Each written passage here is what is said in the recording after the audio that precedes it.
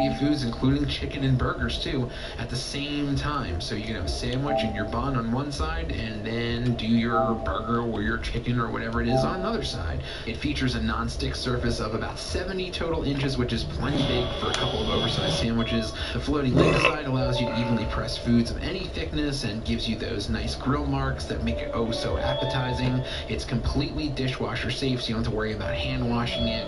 Plus it comes equipped with a drip tray to catch the grease in one neat space, because you know when you're making grilled cheese sandwiches and you butter it up, some of it cooks off, especially when there are grill marks and grates in it. And this is particularly useful when you're cooking proteins like burgers and other fatty foods to catch all of that. And it is on, so please remember that the 20 French toast too.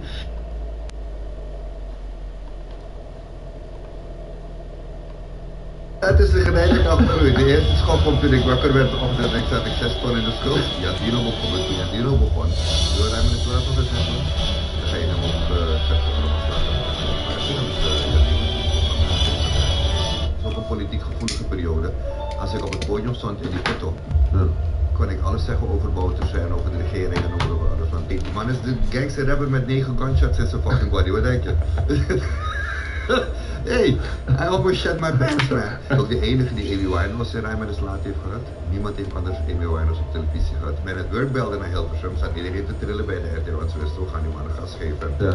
Op een gegeven moment werd het niet gewaardeerd of zo. En die mannen zochten dus overal naar een zwarte presentator, een leuke comedian dat kon noemen. In Nederland waren al die mensen die vragen of ik zwart ben, die vragen of ik goed ben. Ja. En ik had zoiets vragen omdat ik geel, groen, scheel, whatever ben. Maar op een gegeven moment te vragen en dan ga ik je laten zien dat ik goed ben en dan ben ik niet meer weg te denken. Dat was mijn strategie. Hey, what up, it's Game, man. Nando. Hey, what's up, yo? This is 50 Cent. Hey, this is Rihanna Fernando. Yo, Fernando, what's up? It's DJ Khaled. Hey, what's up, everybody? DJ Bobby. Nando, okay? Fernando, this is in that station for a reason, baby. Nando Leaks. Yo, naar de Kaaspool. De man die ik in de beelden heb, en voordat ik hem ga introduceren, ik wil je sowieso zeggen, als je het kanaal wil supporten, like, subscribe, wees niet gierig. We gaan het kanaal groter maken, want ik laat de grootste gasten hier aanschrijven. Internationaal, nationaal, je hebt verschillende mensen al gezien. Van een neefje van mij uit de UK hier een tijd geleden zat. Nationaal, je hebt verschillende mensen al gezien. Van een neefje van Michael Jackson die hier een tijd geleden zat. We hebben Umberto Tan hier in de beelden gehad. We hebben ook rappers uit de UK hier gehad. We hebben ook nog mensen uit Nigeria hier gehad. Iedereen komt in Real Talk. Maar nogmaals, we gaan het kanaal groter maken met z'n tweeën, met z'n allen, met de community. Dus like, subscribe, wees niet gierig. Klik. Het kost je niks, oké? Dus dat. In Real Talk vandaag een man die je sowieso niet kan wegdenken uit de Nederlandse media. Die man is cabaretier, die man is motivational speaker. De man is een succesvolle vader. De man went from shit to sugar. En hij heeft van alles meegemaakt in zijn leven. Hij heeft ook een turbulente periode meegemaakt in 2016. But he came back swinging. He's doing his thing. Jullie kennen hem natuurlijk als Rijman is Raar. Je kent hem als Tante S, maar je kent hem als mijn broeder Jurgen Rijman in de building. Real Talk! Jurgen, welkom. Zonder autocue. Jongen, nee, dit is wat een introductie, man. Ik ga je meenemen met de hype. Broer, vlieg gewoon over, let's go. Ja, man. Nee, man. What up, man? Welkom. En, dankjewel, man. Eigenlijk, wie is je vader, wie is je moeder, zou echt erin moeten gooien. Mijn vader die was accountant, zijn naam was Henry Pieter Rijman. Hij leeft nu weer en mijn moeder is Carla Rijman Kana. Die leeft nog 84 jaar, woont op 10 minuten rijden van mij en is de liefste moeder die je mag wensen.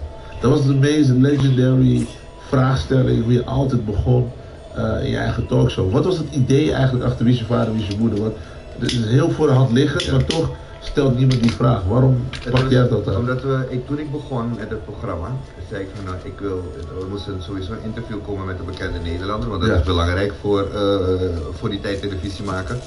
En ik zei nou, ik wil dat een karakter die ik heb ontwikkeld, Tante S wil ik dat laten doen. Want ik zeg, als ik in een jurk ga zitten, een Surinaams jurk voor die mensen, dan ontwapen je mensen ermee. En als je mensen ontwapent, dan vertellen ze meer van zichzelf.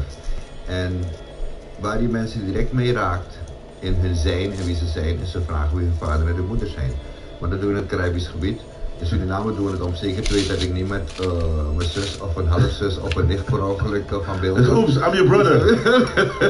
Maar het is een hele normale vraag om te weten waar mensen vandaan komen en om te weten uit wat voor nest ze komen hier in Nederland. Als je zeg maar, buiten de Randstad gaat, zou je ook worden mensen vragen van wie ben jij erin? En wie ben jij erin is de Nederlandse versie van de Surinaamse wie is je vader, wie is je moeder. Dus ik vond het heel belangrijk om mensen te establishen, om die vraag te stellen. En het leuke was in het begin.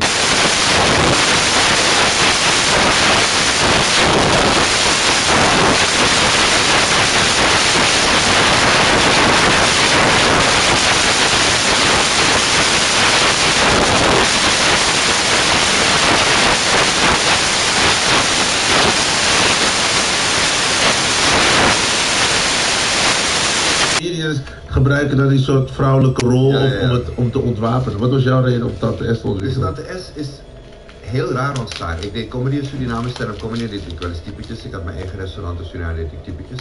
En op een gegeven moment kwam er een... die man was baas van de zeepfabriek, zeg maar, van de Procter & Gamble in Suriname, DIC. En die man zei van, hey, we hebben een nieuw afwasmiddel en ik heb iemand nodig om reclame. Ik heb die idee. Ik zei, oké, wat levert het op? Ik heb $500. Voor mij was het een godganselijk kapitaal. Die zou doen, oké, let's do it. Dus ik heb toen een mattie van mijn vrouw die reclames maakte. Ik zei, ik kom met je camera, we moeten reclame voor die man een nieuw product maken. Ik heb het product thuis. Hij zei, wat ga je doen? Ik zei, ik bedenk wel iets. En die man komt thuis, ik dacht, weet je wat, ik heb een oud pruik liggen, dan kast ik naar mijn jurk van mijn moeder. Dan speel ik de buurman en de buurman, en wisselrol, en dan vul je me eerst als buurman en dan als buurvrouw. En het was een weergaloze hit in Suriname verzend. Dus het was gewoon met, buurvrouw, mag ik een kopje suiker van je lenen? Of mag ik een beetje suiker? En zei van, altijd wil je suiker lenen. En dan zegt hij iets van mijn keuken ruikt lekker, en zei die lekkere geur is meneer afwasmiddel Sundish. That was basically it. Ja. En het was een freaking hit. En de buurvrouw was geworden. De buurvrouw is langzaam ontwikkeld. En Tante S. Toen kwam een ander product bij. En toen is Tante S op een gegeven moment. Ik sprak met mijn grootmoeder. Ik zei van oma, kan ik een kotto van je lenen? Want ik moet een andere rol weer spelen. Ik zei oké, doe maar. En toen ben ik de eerste Witboy reclame gemaakt met Tante S. En Tante S was toen niet meer weg te denken. Ik weet nog dat ik mijn eerste comedy show in Suriname deed. Mijn eerste avondvullende programma. Dat ik gewoon Jurgen Rijman en Friends. No aan kaartig, niets, geen. Toen heb ik gezegd, Jurgen, de buurvrouw Rijman en Friends. En ik was binnen 2 dagen, had ik 5 shows uitverkocht. Hoe gek is dat? Want ik weet dat het alter ego gebeuren best wel krachtig kan zijn. Dat het soms nog krachtiger is Ja. dan jezelf. Waar ligt het aan, denk je? Dat mensen dan meer... Ik denk dat je, met Tante S was het voor mij vooral, zeker toen ik met Rijman is Laan begon. In het begin was het gewoon een gimmick, weet je, die ik deed. De vrouwen spelen en dan je kon ook bepaalde dingen zeggen. Kijk, het was ook een politiek gevoelige periode.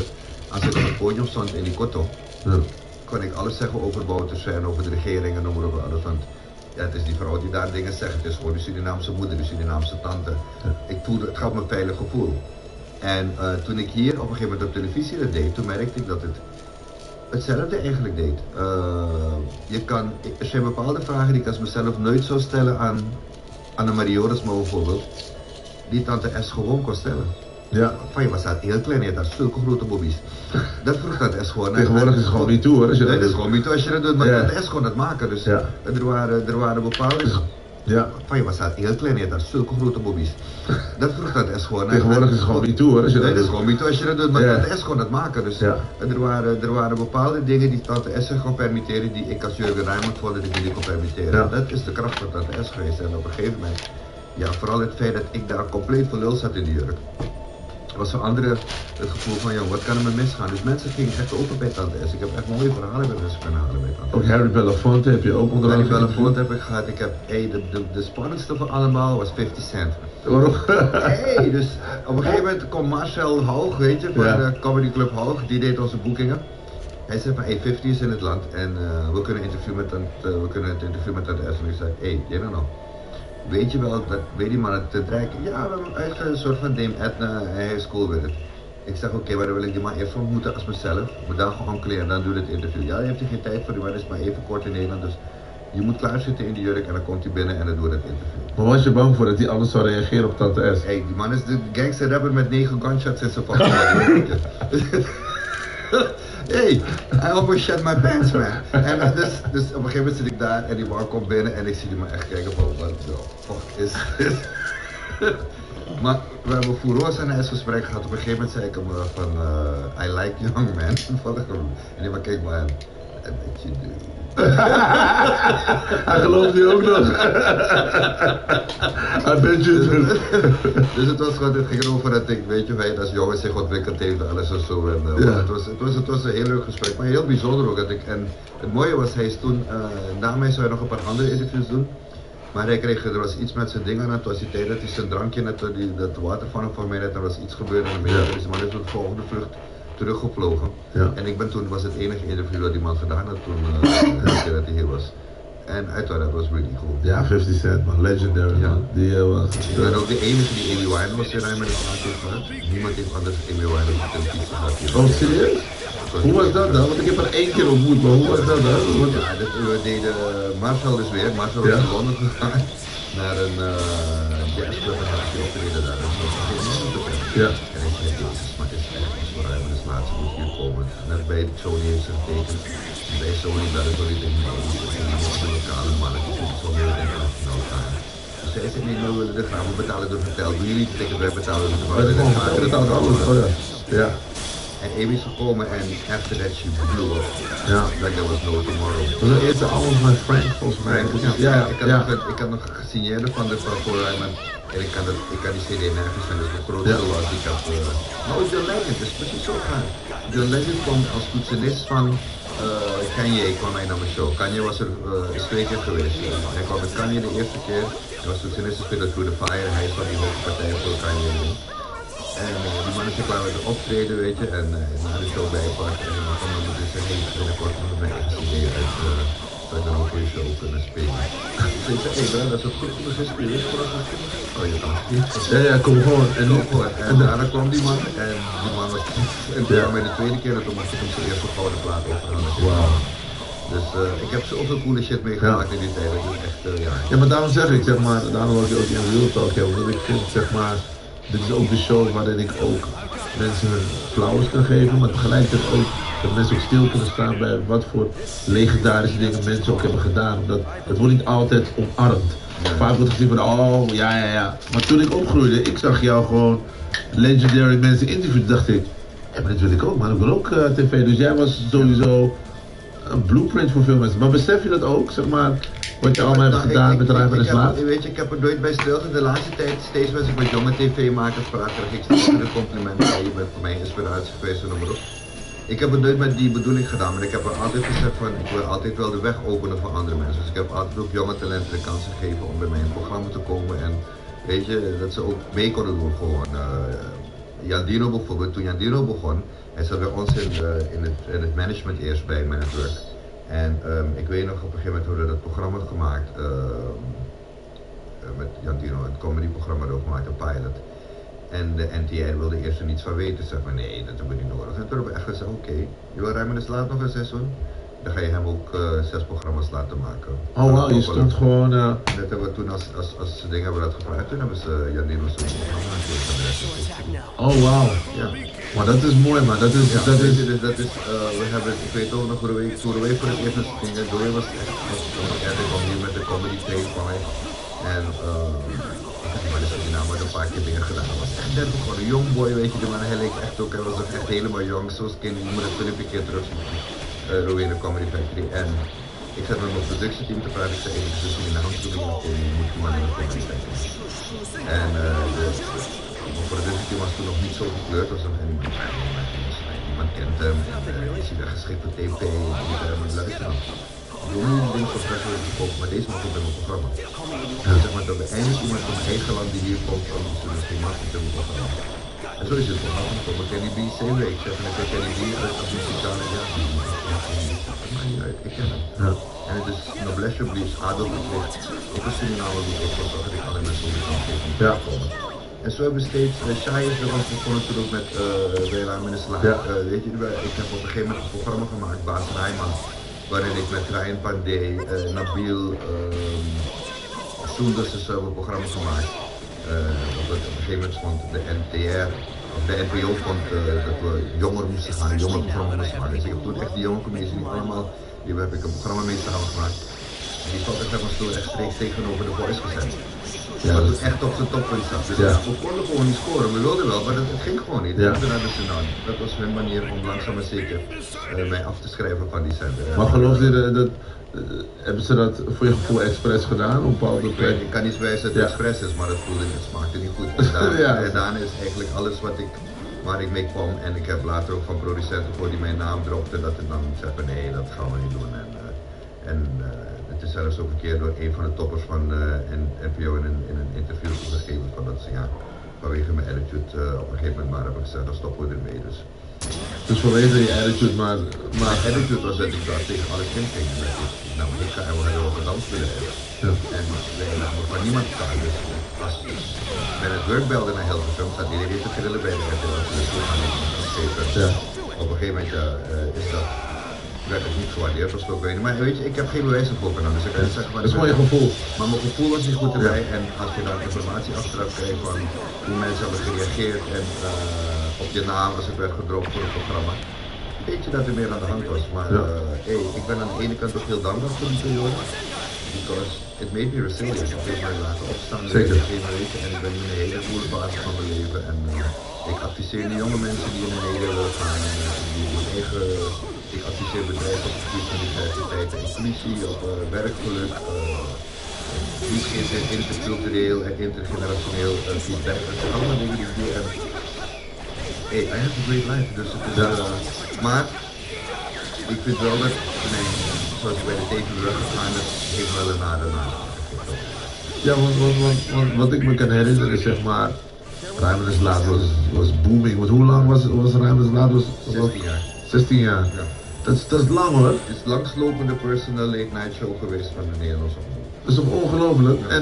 Maar neem ons even terug naar het begin. Want hoe krijgt een guy uit Suriname gewoon zo'n grote talkshow? Hoe heb je dat gehosseld? Het is begonnen met de Comedy Factory. Dus op een gegeven moment was ik was begonnen, dus nadat ik niet aan het dingen maakte, was ik razend populair in Suriname. Ja. En ik denk, ik ga toeren door Holland.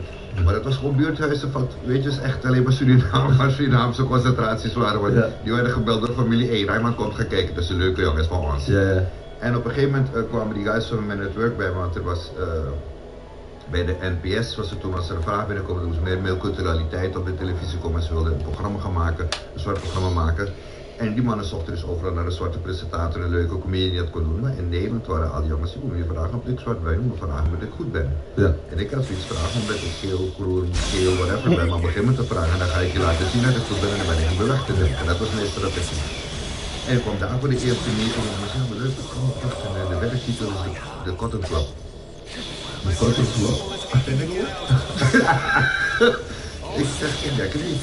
Ik zeg, hoezo is toch leuk? Is toch Club en Haarlem, weet je? En ik kwam daar voor de eerste meeting en ik zei, ja, leuk, de werktitel is de Cotton Club. De Cotton Club? Ik zeg, ik denk het niet. Ik zeg, hoezo is toch leuk? Is toch Club en Haarlem, weet je? Gezelligheid, dat moet ik uitstralen.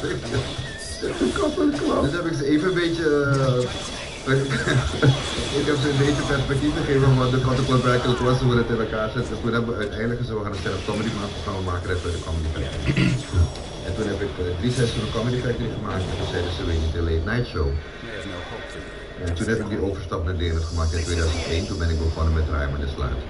En toen zijn we eigenlijk langzaam begonnen met mijn netwerk om de Sluit te maken en het begon eerst op de donderdagavond.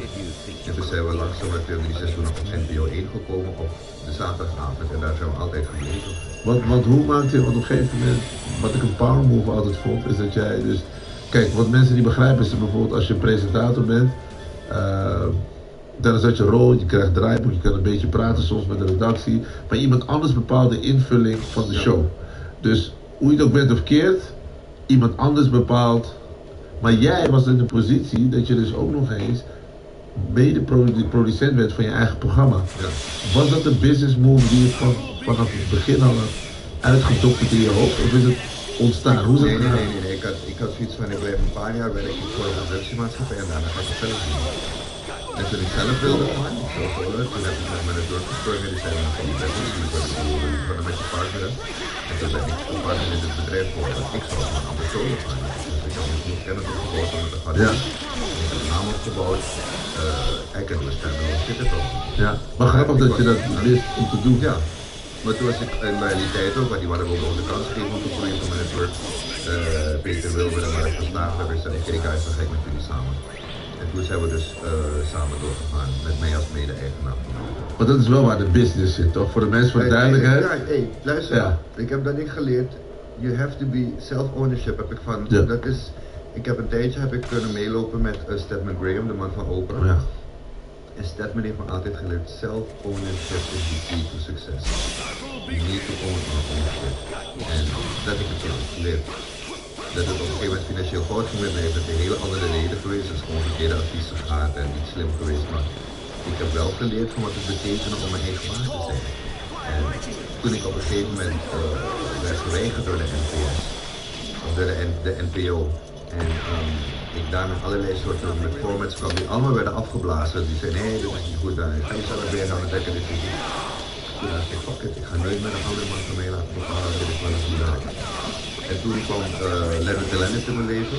En met Leonard Lennis heb ik eigenlijk die positie kunnen bereiken, maar gewoon wat voor mij gaat bepalen, dit is wel een goed werk. Ja, maar dat begrijpen mensen ook niet die misschien meekijken denken van als presentator ben je altijd afhankelijk van degene die jou werk geeft. De maatschappij bepaalt, de omroep bepaalt. Ja. En als de omroep zegt tot hier en niet verder, dan Ja. ben je klaar. En commerciële tv is nog lijver, want die kijken gewoon naar de cijfers. Maar ook de publieke omroep, hè. De publieke omroep was geen haar beter. In de laatste fase, ik weet niet hoe het nu is, maar de laatste fase dat ik daar was gewoon een commerciële inslag. Ik denk dat daarop was Klein zo makkelijk de overslag maakt nu naar Talpa. Want zo werd er ook gekeken naar, het werd gewoon commercieel. Ja, je scoort niet genoeg, ja, die dingen. Ik moest in een hogere, ik moest hoger scoren in een jonger publiek. Het gewone publiek van de televisie spelen 50 jaar oud. Jongeren keken toen al niet meer naar televisie, maar je moest wel jonger scoren. Ja, dan ga je dus een jonger programma maken. Maar als je daar rechtstreeks 700 de voice wordt geprogrammeerd, you're fucked. Ja. En dat is gebeurd uiteindelijk. Maar hoe kijk je nu, zeg, met alle kennis die je hebt naar het medialandschap nu? Heeft er een ontwikkeling plaatsgevonden? Is het positief veranderd? Of zie je nog steeds hetzelfde? Je ziet meer kleurgezichten, je ziet dus wel meer kleur in de media. Maar als je kijkt naar de redacties en de programma's waar ik op, dus daar is er nog niet veel veranderd. En daar moet die verandering plaatsvinden. Niet alleen maar met de poppetjes op tv, want dat is makkelijk af te vinken. Maar het begint ook bij de... En daarom heb ik van Omroep Zwart, ik was vandaag even in Omroep Zwart, zie je ook wat er daar werkt. Dus kom je alles tegen van extreem wit tot extreem zwart, om het even zo te noemen. Alles wat er tussen zit, alles wat in Nederland te vinden is, zie je daar terug in de redactie. En dat is wat we ook bij Ruim en Slaat op een gegeven moment hebben gedaan. Dat was het succes waarom we 15 jaar zo goed waren. Toen ik kwam bij mijn netwerk was het alleen maar Marianne, Margot, Marcel, alles begon met maar. Maar na een paar jaren hadden we Turkse medewerkers, Marokkaanse medewerkers, Antilliaanse medewerkers, Surinamers, gewoon de vertegenwoordiging van een grote groep in Nederland waren gewoon ook in mijn redactie. Want ik vind, dan maak je tv voor iedereen, als iedereen zich ook gehoord voelt en iedereen mee kan praten over wat je doet. En dat mis je nog. Ik heb met nieuwsprogramma's zie je dat ook, maar ook de gezamenlijkheid op televisie, met alle respect over het algemeen. Men blijft in hetzelfde circuit handelen. Dat zie je bij de commerciële televisie. Ik bedoel, de formats, de ene is dus nog steeds zwakker aftreksel van de andere dat komt. Ja, dus, die zangprogramma's gaan heel verder. DNA-zangers van de DNA. Wat is er doordat men met dezelfde visie steeds maar blijft en missen ze innovatie. En innovatie komt door andere groepen mee te betrekken in je redactie, om andere groepen mee te trekken in de ontwikkeling van je programma's. Want Nederland verandert, brother. Nederland is aan het veranderen. En je kan niet meer alleen maar vanuit die ene visie blijven om programma's te maken. Want dan gaan we de boot pissen. Ik zei het laatst ook bij Galita Sophie. Nederland was altijd een van de meest innovatieve landen op het gebied van tv-formats. Waar zijn we nu? Kijk naar de samenheid, jongen. Het is allemaal in hetzelfde. Als het nou een B&B voor liefde is, of weet ik veel wat, of nieuwstarten, of ver weg. Het zijn allemaal dezelfde concepten. Ook oude muziekshows met, als je nou de voices of huilers of zo. Allemaal dezelfde concepten. Wordt de kleding aan veranderd, dan benieuwd programma. Ja. Terwijl er zoveel mooie dingen zijn die gemaakt kunnen worden. Als je gewoon de jongeren luistert, als je gewoon andere mensen de kans geeft die andere invalshoeken hebben. Maar Hilversum is nog steeds heel erg in een bubbel. En als die bubbel niet doorbroken wordt... Ja, maar daarom ben ik ook een voorstander van mensen die... Kijk, iemand is jij. Sorry hoor, kijk hoe waardevol je bent. Ik vind niks elke optie met een fucking begrip voor een heel groot deel van de Nederlandse wereld. Ben je gewoon, iedereen weet wie Fernando is. Ik weet nog, een tijd geleden waren we samen bij een concert, ik zag gewoon hoe die kids op je reageren. Maar precies, dus hoe kan het dat jij deze talkshow op je eigen kanaal moet doen en dat je niet gewoon bij de NPO ergens een ding hebt? Ja. Dat is ook toch? Ja. Maar ik snap precies wat je bedoelt, mijn moeder zei het laatst even, maar waar ik ook soms in geloof is, het leven brengt je soms op bepaalde plekken. Kijk bijvoorbeeld, stel dat ik het makkelijk had gekregen. Dan had ik niet bijvoorbeeld de mindset gehad om dingen zelf te bouwen en te filmen. Want mijn cameraman is er vandaag nu niet en ik bedien nu 3 camera's en ik record de hele podcast. Ik zou denk ik dat soort dingen nooit kunnen leren als ze me makkelijk geven. Dus ik denk, mijn rol in life is, ik moet het op de moeilijke weg doen. Leren, maar En ik ben blij dat je het ook zo ziet, want dat is je positieve energie. Ja. Maar ik zeg, how much is going to fucking waste dat die man zijn eigen camera alles moet Ja. How much talent is going to waste over there. Dus het is ook met de mindset waar we naar kijken dat heel belangrijk is. En ik vind van, hoe moet ik het parlementair zeggen? Hilversum moet gaan inzien dat Nederland groter is dan alleen maar Hilversum. De Nederlandse, als je kijkt naar de diversiteit op televisie, zelfs de Nederlandse diversiteit is ver. Want als je iemand in een Groningse accent of een Limburgse accent wil horen, dan moet je naar de regionale omroep. Je gaat ze nooit horen in de nationale media. Want de nieuwslezer met een Drents accent, dat is ondenkbaar in Nederland. Je moet eerst voor je leren praten. Als iedereen heel goed praat, dan hoor je het. Kijk, idee wat we willen verlenen. Dat gebeurt er weer uit met de slaapmaak in Rotterdam. Weet je wat als eerste commentaar zou te worden? Ja, maar waarom is het veel? Zit in Rotterdam. Ja. Maar wat ook kwalijk is en daar hebben we ook Nederlands verantwoordelijkheid bij. Kijk, op een gegeven moment denk je ook van, als je op een bepaalde manier moet praten om op televisie te komen, gaan mensen opeens ook anders praten. Ik heb heel vaak mensen betrapt van, dat ze in privé praten ze anders dan op tv. Maar wie ben je nou? Snap je? Het is niet erg van als jij gewoon zo praat als hoe je communiceert, is good. Maar ik heb zoiets van, in de wereld waarin we leven, wordt bijna heel moeilijk gemaakt om jezelf te geloven, om jezelf te zijn. Je moet bijna heel vaak iemand anders zijn om te kunnen horen bij een bepaalde groep, om geaccepteerd te worden. Terwijl ik zoiets heb van, elke persoon, elke nationaliteit heeft iets moois. Als je dat bij elkaar brengt, dan maak je de mooiste dingen. Ik denk dat dat ook het geheim en de kracht is geweest van Phonics. Toen ik daar kwam in 2004, toen wilde ik als radio-dj het verschil maken. Ik wilde een frisse sound brengen. Ik wilde hip-hop music op de radio, op de kaart zetten. Ik wilde afro-music. Al die dingen die ik heb willen doen, heb ik kunnen doen in een omgeving waarbij ik nooit werd belemmerd. Want mensen zeggen, doe je ding. Maar dit zou ik nooit bij 538 kunnen, of Q-music. Maar kijk wat er ook gebeurd is toen de NPO overnam. Toen de NPO Phonics overnam. Eerst werd ze ook gedaan aan de leiding, ze werd dan aan de leiding zetten. Ik wil niet lullig doen, want ik zeg niet dat het niet kan. Maar er is zoveel talent, black talent. Het is een black radio station. Het begon is vanuit de multiculturele jeugd in Nederland. Maar Willem Steegman was ook white, hè, de oprichter, hè? Ja, ook Willem heeft het gedaan met de black community. Ja. En uiteindelijk, als je kijkt naar de target group, wat hoor je op Phoenix? Wat hoor je nog steeds? Is wat er niet gebruikt wordt op de traditionele radio's. Maar het heeft wel zijn doelgroep bereikt. En als je kijkt naar de liedjes die op Phoenix worden gedraaid, wanneer je naar de YouTube hits gaat van die liedjes, it blows your freaking mind. Ja. En dan zeg je ook, dan maak je dat met een publieke omroep. Toch? Tenminste, wat Phoenix gebeurt. Maar het is wel even gebeurd voordat ze doorgaan dat je die identiteit wel bij de mensen zelf moet laten. En dat je er niet van boven kan bepalen, oh ja, nu hebben we het van verzonnen, gaan we nu even kijken hoe we dat kunnen doen. Maar ik denk dat de kracht van Phonics is ook dat ze doen samen te zingen, maar het is eigenlijk gewoon ook gewoon dat welkom bij jezelf gevoel, dat mensen zich ook thuis voelen op het platform. Wij hebben een bepaalde content, of wij bespreken dingen over verschillende nationaliteiten. Ja, I love it. En daarom, soms als mensen, wat zit je, I love it. In de ochtend voel ik mijn plicht als radio-dj om mensen te educaten, give me a good vibe, een platform creëren voor verschillende mensen, mijn best doen, snap je? En dit is... Als ze bij jou komen, hoor ik echt niet op andere stations van. Klopt. Nee, serieus. Ja. Weet je, dat is de difference die er is. Die zeggen, dat is ook jouw rol, weet je, dat is ook jij, dat is wat ik deuren openmaken om mensen die te zien. Dat ben je zelf aan het doen. Dus ik ben heel erg trots op het werk dat jij doet, omdat ik zie van dat er mensen hebben gezien van hoe het ook kan. En dat if we don't stick together, we won't make it. Ik denk dat dat ook, maar dat moeten ook mensen ook echt, zeg maar, samenwerken is ook belangrijk. Want ik heb vaak het gevoel dat er vaak een soort eiland is. Dus zeg maar, wij moeten eigenlijk kennis delen. Dus jouw kennis is waardevol. Wat jij hebt geleerd, ja, wat jij jarenlang op de tv hebt meegemaakt, achter de scherm, voor het scherm, daar kan ik wat van leren, daar kan iemand anders wat van leren. Maar dat is goud. Kennis is goud. Kennis is macht. Kennis is alles. En je moet het delen. En dat doen we met plezier. Maar kijk, we zitten hier, dat heet Real Talk, Fernando.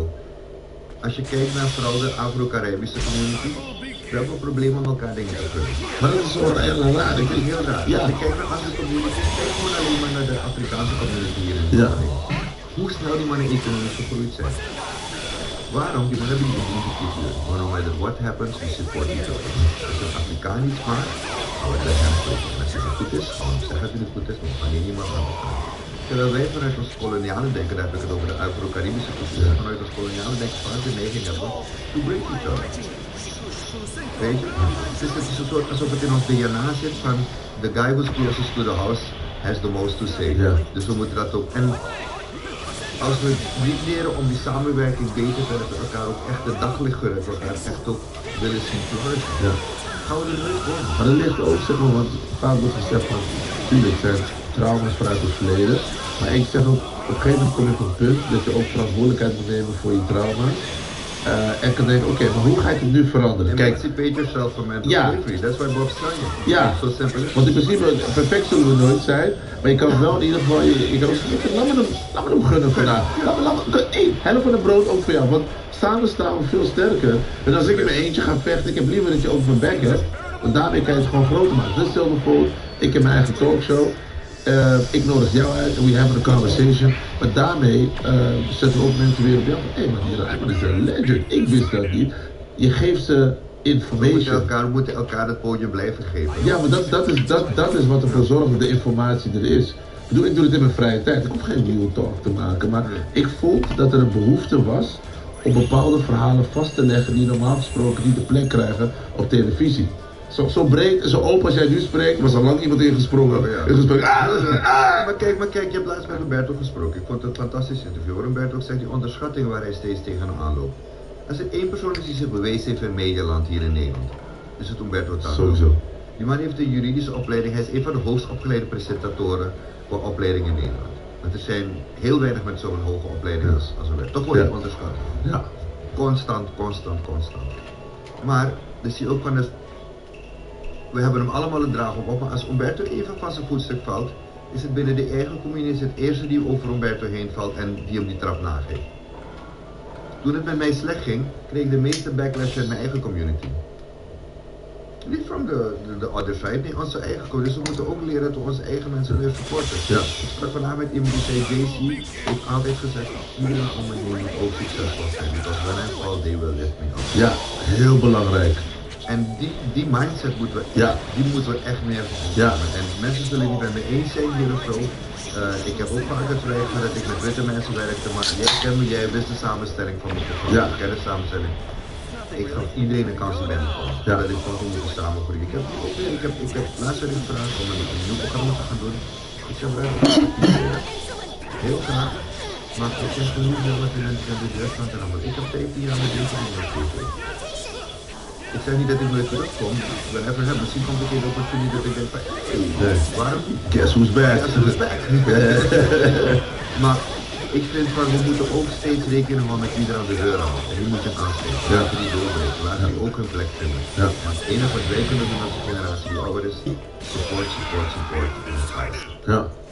En wat ik ook denk voor de nieuwe generatie is, leer het ook zelf doen. Omdat, kijk, tuurlijk, kunnen we niet nu morgen Hilversum of welk ander platform, maar je bent in een positie om een eigen platform te bouwen. Ja. En sterker nog, je kan je platforms aan elkaar koppelen. Stel jij hebt 10.000 followers, jij hebt 10.000 followers, jij hebt 10.000 followers. Laten we alle followers bij elkaar zetten, dan hebben we er 40.000 en dan kunnen we vanuit die 40.000 een programma maken. Snap je? Het heeft ook met de mindset te maken van het durven investeren in jezelf. En daarin durven gaan zeggen van oké, als we het met z'n allen samen doen en die ene guy heeft meer succes, laten we achter hem blijven staan. Ja, want als hij succes heeft, dan kan hij ons weer meedoen. Dan kunnen we allemaal ook andere die slips mee. Weet je, en als ik dan met opzoek dat ik maar 10% van zijn dingen krijg, omdat we allemaal zijn begonnen, het is nog steeds 10% van zijn arbeid. Ja.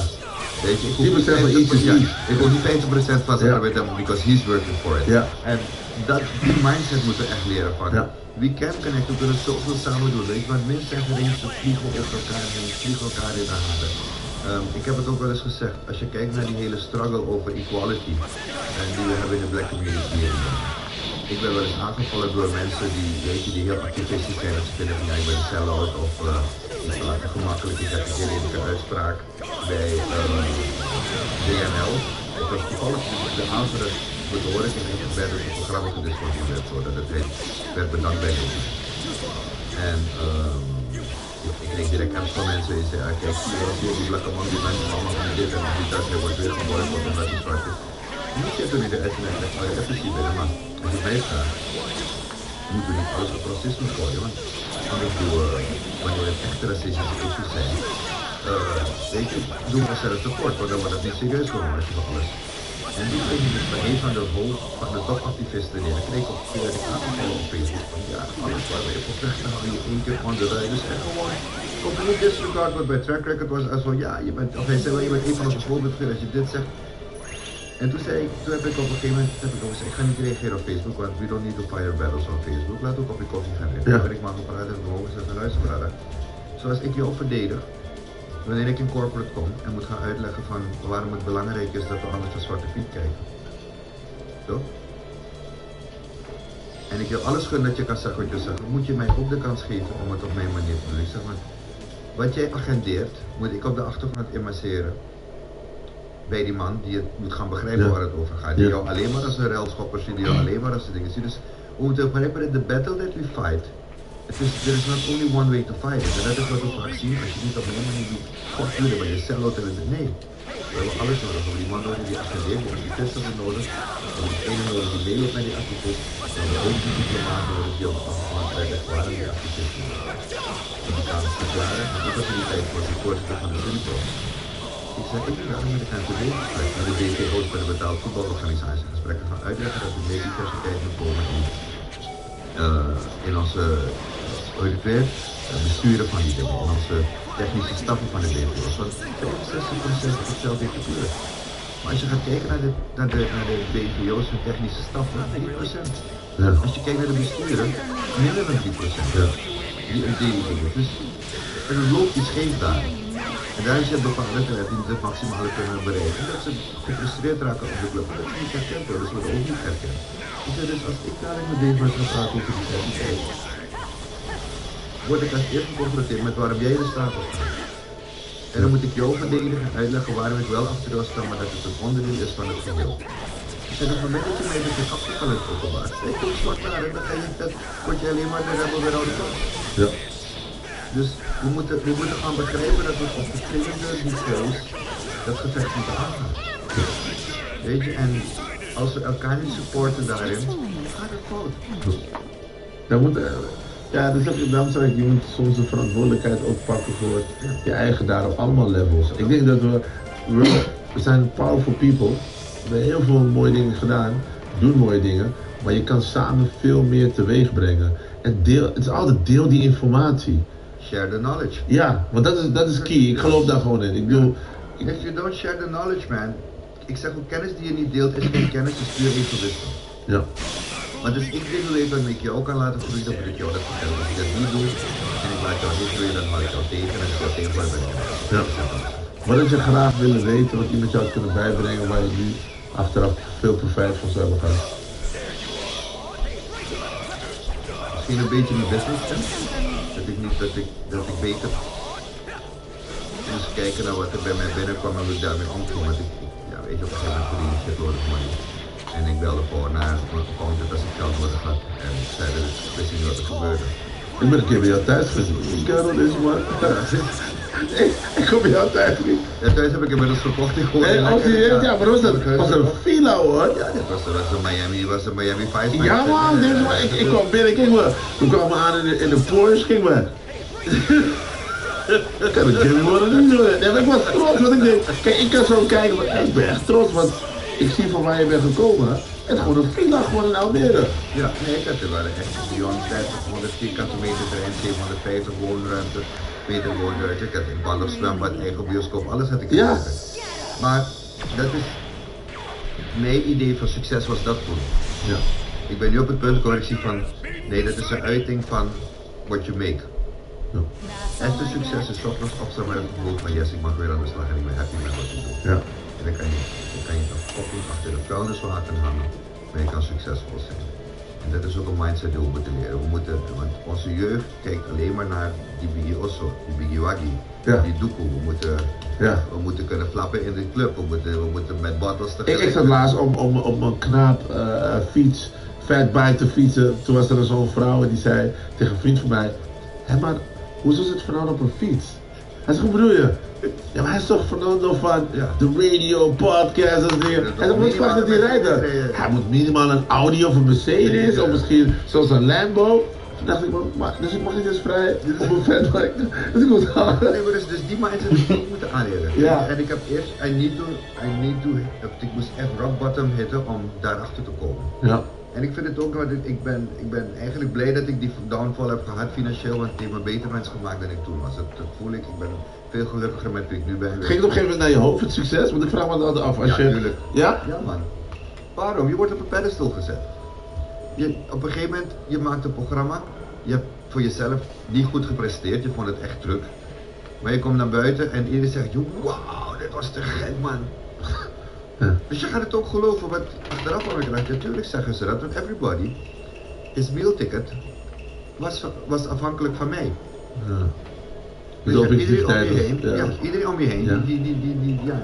die blows wind op je ass. Ja. En je denkt, ik zweef als een motherfucker. Hey, weet je, dus dat zijn allemaal dingen die ik geleerd heb Ja. in het proces. Ik denk dat mensen dat niet begrijpen, want dat je soms kan vliegen of naast je schoenen kan lopen. Kijk, ik heb dat nooit echt gedaan, ook omdat ik zeg maar, mijn moeder had met haar een mechanische slipper of een boomerang slipper. Dankzij mijn moeder en mijn vrouw ben ik ook snel weer teruggekomen. Ja. En ik had echt momenten dat ik dacht dat ik de guy was. Weet je? Dat ik dacht, hey, you're your guy, weet je. Dat was echt mijn idee, weet je. Dat ik thuis kom en dat ik zeg, hé dames, we maken grappen en dat mijn vrouw en kinderen me aankijken. Hé luister, we hebben geen kaarten gekocht, dus je hoeft niet grappig te zijn. Ja, maar dat is belangrijk om zeg maar, mensen ook om je heen te hebben die je humble houden. Maar ik snap ook dat als jij, want op een gegeven moment was je gewoon miljonair en je had gewoon... Dat alles wat je doet, dus je denkt ook van, nee, uit gekheid was je niet wat je moest doen. Ja.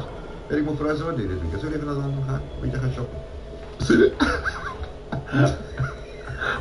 Wat is het gekste wat je in die tijd hebt gekocht? Dat je bij jezelf denkt, what was I thinking? Wat voor gekke aankopen deed je doen? A black man with money, what did you do? Bij mij is het gekste wat ik heb gekocht, is een Tom Ford suit van 3000 pond. Dat ook kon. Maar je was niet van die ik heb nooit dure horloges en dat soort dingen gekocht. Hè, want ik ben niet iemand, dat vind ik echt, ik kan niet op mijn pols kijken en denken shit, ja. het is 40.000 Ja. uur. Ja. Weet je,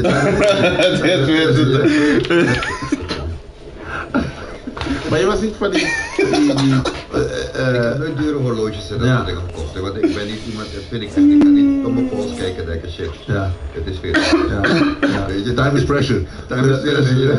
Ja. Het is echt duur. En de tassen voor de wife? Ja. Ja. Die tassen. Die tassen next level. Wat je weet. Die tas heeft andere uitvoeringen. Nee. Je hebt zeg maar die inloop, je hebt die andere die is iets groter en die andere past bij die andere outfit. Die was die zeggen, weet je, ook de Louboutin schoenen, dat soort dingen allemaal. Ja, dat is allemaal goed, natuurlijk. Die andere dingen, weet je. Ja, dat zijn allemaal dingen, weet je, maar op een gegeven moment zie je ook dat de meerwaarde Ja.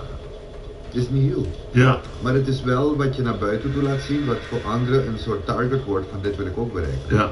Dus mensen gaan dat vereenzelvigen met succes. Die grote auto, dat grote huis, die doe het als van je vrouw, die doet het tempat als wel op je loon. Dat gaan mensen heen. Je maakt niet mee, dit kijk wat het. Maar ik kan me ook voorstellen dat je ook gewend raakt aan die spullen en dat ze op een gegeven moment ook een bevestiging worden van je succes. Maar hoe moeilijk is het op een gegeven moment om afstand te nemen van al die spullen? Want ik geloof volgens mij in 2016 had je die financiële situatie, ik weet niet hoe hoog je schuld toen was, maar... Dus uiteindelijk was het, ja, bijna 1,5 miljoen. 1,5 miljoen schuld. Dus, maar hoe gaat het zoiets? Krijg je een telefoontje van de accountant en die zegt, hey bro. Hey bro, we hebben een probleem. Nee, maar gaat dat zo? Is het... Ja, het is een geleidelijk afgegroeid. De eerste schok kwam toen ik wakker werd de ochtend en ik 6 ton in de schuld zat. En dan dacht ik, we gaan het goed maken. Maar ja, ik had mijn hele leven en toen werd het steeds meer. En op een gegeven moment denk ik van nee, nu moeten we echt het roer om. Maar kwam er geen geld binnen van, want het geld was vooral binnenkomen van de productie. Er kwam geld binnen, maar op een gegeven moment werd het geld minder, want ik raakte mijn programma kwijt. Ik was gestopt met theater, dus er kwam minder binnen. En dan dat gaat hij weer opvullen. Ja. En dan gaat het dus op een gegeven moment heel snel. Ja. En toen kreeg ik de bank die zei, je moet je huis verkopen, die zei dat in. Ik heb het op tijd kunnen verkopen gelukkig, maar wel met verlies, zodat ik dus weer en dingen overhield. Maar ik heb het allemaal nu afgehandeld. Ik heb al mijn schulden kunnen betalen. Ja. Hoe bizar is dat? In die mindset, die switch. Van inderdaad, de ene moment heb je alles en daarna opeens... Ja, ik ga eerlijk zeggen, toen ik op een gegeven moment mijn Porsche moest wegdoen. Ja. En die Cayenne had je toch? Ja, ik had Ja. een Cayenne. Ik had Ja. een Cayenne helemaal mat zwart gemaakt. Ja. Echt, de Batmobiel, motherfucker. En ik moest op een gegeven moment weg, want ja, het kostte me gewoon te veel. Ja. En toen ruilde ik het in voor een Volvo. En ik schaamde me die Volvo te rijden. En dan Echt? achteraf denk ik van, nee, waar ben je mee bezig? Een Volvo is een goede auto. Dat is een goede auto. Ja, ja. Ja. Maar dat is wat sociale schaamte met je doet. Dus dat je op een gegeven moment jezelf ook gaat op dat niveau gaat zitten van ja, maar dan alleen ben ik waardig als ik die Porsche rijd. Als ik dat niet doe, dan gaan mensen me voor minder aanzien. En die periode heeft misschien een maand, 2 maanden geduurd tot ik erachter kwam van really? En toen ben ik gaan zeggen van nee, maar wat gaat er wel goed in mijn leven? En als je dan gaat concentreren op er wel goed gaat in je leven, dan kom je in die stroomversnelling om weer terug te komen. Dan ga je zien van nee, dit is wat goed gaat, dit is wat goed gaat. Ik heb een reputatie, ik heb een naam, de kinderen doen het goed, ik heb een goede relatie met mijn vrouw. En dat zijn de dingen die op een gegeven moment weer zeg maar, de energie geven om weer op te bouwen. Ik vond een van de moeilijkste dingen in die periode wat ik echt voelde, ik zei het tegen mijn moeder, ik vond zeg maar toen ik dat zag gebeuren, toen was er één moment waarvan ik dacht van, wat mij echt raakte was toen je op een gegeven moment tegen je dochter moest zeggen dat ze studeerde in Londen. Ja. En dat je dat zei van ja, de school, dat vond ik eigenlijk Dat was ook een van de zwaarste dingen die je moest doen. Gelukkig was ze ook op het punt dat ze na jaren het een beetje had gezien in Londen. Ja. Ze wilde graag nog iets anders proberen. Ik zei, maar als je iets anders wil proberen, ga je het in Nederland moeten doen. Ja. Ik kon het gewoon niet meer betalen. Ja. Maar ik ben altijd eerlijk naar mijn kinderen geweest. En daardoor hebben ze ook nooit verwend gereageerd of dat ze teleurgesteld waren. En tegen deze, mijn dochter die was, ik ben heel dankbaar dat ik tenminste dat jaar heb kunnen meemaken. Mooi. Weet je, dus het heeft ook wat je je kinderen meegeeft is heel belangrijk. En ja, natuurlijk was het heel zwaar als je eigen kind moet zeggen dat hij zit. Ja man, ik zou gewoon. Ja. Op een gegeven moment dacht ik ook, ik betaal meer aan huur voor het kind voor een appartement van 20 vierkante meter in Londen dan voor mijn eigen hypotheek van mijn huis. Shit's wrong. Oh, wow. Weet je? En zeker als je het financieel er niet meer hebt, dan moet je keuzes maken. Ja. Weet je, en dat heb ik zo ook geleerd, als het er is kan het, maar als het er niet meer is en het kan niet, deal with it. Ja. Maar blijf niet hangen in van ja, maar toen kon dit. Nee, het was mooi, we hebben het mooi meegemaakt. Ik ben dankbaar voor alles wat ik heb meegemaakt. Maar ik ben er niet in blijven hangen. Ja, belangrijk dat je dat. Weet je, ik ben erin doorgegaan, want als je erin blijft hangen, brother, dan komen de depressies, dan komen alles, dan komen de burn-outs en dan zie je niet meer zitten. En nee, weet je, één ding heb ik geleerd, mijn kring is heel klein geworden van de mensen om me heen. Ja. People that really mean it. En degene die me hieruit heeft geholpen is juist degene met wie ik toen geen vriendschap had toen ik aan mijn top was. Is iemand die naar me toe zou komen en hij was rock bottom, he came to me and said, hey, I want to help you out, what can we do? Een Amerikaan? Nee, hij is een brother, de Benito Doelwijd. Hij was de man die me heeft geholpen om weer te rebuilden. Maar door de mindset aan te praten of? Mindset aan te praten, door om mijn merk met me samen te bouwen, om me te helpen met mijn performance, noem maar op. En dat proces heeft 3 jaar geduurd en ja, nu heb ik heb nog wel wat ik moet bij de belastingmoeder nog wat opbetalen, maar daar heb ik een regeling voor, dat gaat helemaal goed. Die mensen vinden altijd, hè, de Belastingdienst, de Boys in Blue. Nee, bro, die mannen zijn dat zijn de echte gangsters. Ze vinden ik ook altijd goed met ze gebeld. Ze vinden je altijd, Ze vinden je altijd. Ja. Weet je, maar dat waren ook dingen, vroeger had ik geen idee wat de rekening courant was, maar ik kijk naar je rekening courant, bijna 1 miljoen, ik zeg, nou wat? Dus toch, ik heb mezelf geleerd toch? Ja. Ik hoef het niet te doen, want ik nee, zo werkt het. Ja. Je moet belasting betalen erover, want je moet je denken, ja, wist ik allemaal niet. Ja. En je accountant ook in de gaten houden, je boekhouder, dat is ook belangrijk. Want ik had op een gegeven moment ook accountants die zeiden, nee, maar ga je helpen, die dat. En ja, ik kwam na 3 jaar nog steeds op hetzelfde niveau. Maar die mannen factureerden wel gewoon 60.000 en 70.000 euro per jaar. En nu heb ik een accountant, gewoon een hele nuchtere Hollander, weet je. En ja, die man kost me nog geen 6.000 of 7.000 per jaar. Maar 70.000, maar dan vraag je je af, dan moet je hem ook goed zetten, vind ik. Als jij 70.000 euro dan... Nee, nou dan moeten we... Begrijp wat ik bedoel? Ja, begrijp wat ik dan bedoel? moeten we... Dus ja, op een gegeven moment ging na 3 jaar nog steeds op hetzelfde niveau. Maar die mannen factureerden wel gewoon 60.000 en 70.000 euro per jaar. En nu heb ik een accountant, gewoon een hele dag terug naar Hollander, weet je. En ja, die man kost me nog geen 6.000 of 7.000 per jaar. Maar 70.000, maar dan vraag je je af, dan moet je hem ook goed zetten, vind ik. Als jij 70.000 euro dan... Nee, nou dan moeten we... Begrijp wat ik bedoel? Ja, begrijp wat ik dan bedoel? moeten we... Ja, op een gegeven moment heb je zoiets van, ja, the guy is taking half the rij op. Ja. En toen dacht ik, nog geen 6.000 of 7.000 per jaar. Maar 70.000, maar dan vraag je je af, dan moet je hem ook goed zetten, vind ik. Als jij 70.000 euro dan... Nee, nou dan moeten we... Begrijp wat ik bedoel? Ja, begrijp wat ik dan bedoel? moet je... Dus ja, op een gegeven moment dacht ik van ja, the guy is taking half the rij om. Ja. En toen dacht ik van nee, dan moeten we het roer om. En op een gegeven moment heb ik alles achter me kunnen laten. Ik heb het roer om kunnen gooien. En ja, weet je, ik ben blij dat ik door die, nogmaals, ik ben blij dat ik door die shit voorbij heen ga. Waarom? Het heeft me gevormd als mens en het heeft me een andere kijk op het leven gegeven. En met de kennis die ik nu heb, kan ik anderen ook helpen om niet door dezelfde molen toe te gaan, diezelfde fouten te maken. En ja, ik ben 57. Het gaat goed met me, weet je. Ja. Ik heb genoeg opdrachten met wat ik doe. Ik adviseer jonge mensen met de dingen die ze doen. Hey, I'm a happy guy, weet je. En ja, waar ik mijn bijdrage kan leveren, lever ik mijn bijdrage nog. Ik zit in het comité 4-5 mei, zit ik in het landelijk bestuur van het comité 4-5 mei. Ik wil proberen om te kijken of je dingen als dodenheid ingeven en dieren van de vrijheid, dat we het inclusiever kunnen maken, daar de werk in gaan zitten. Zodat ook die jongens die op mij lijken, zich betrokken voelen bij het leven. Hoe belangrijk is het om in dat soort posities te zitten? Ja, maar deze week stellen we dat goed. Ja, dat is wel weer een schandaal. De mensen, ja.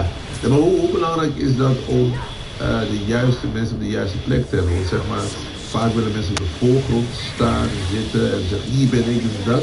Maar achter de schermen is waar de magie eigenlijk plaatsvindt, waardoor je verandering kan brengen op de voorgrond. Ja, maar dat is het. En daarom zeg ik dat redacties moeten veranderen. Daarom zeg ik dat productiehuizen ook anders zichzelf moeten gaan inrichten.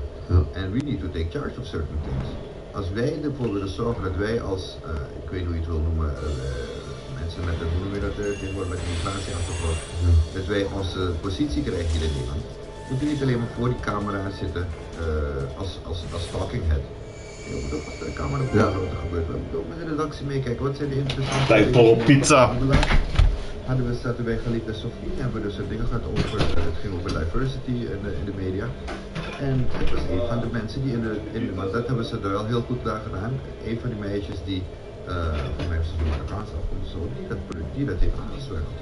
Het tosti-apparaat is onderweg. Ze hebben het niet vanzelf op hun... Kan ze al play zetten op die tosti-apparaat. Kan je mensen die kwalijk nemen? Juist mensen om je heen hebben die het wel op hun hebben. De boss is back. We komen weer op het punt terug van diversity. Het is een bedrijfseconomische noodzaak. Het heeft niets te maken meer met geef die andere kans.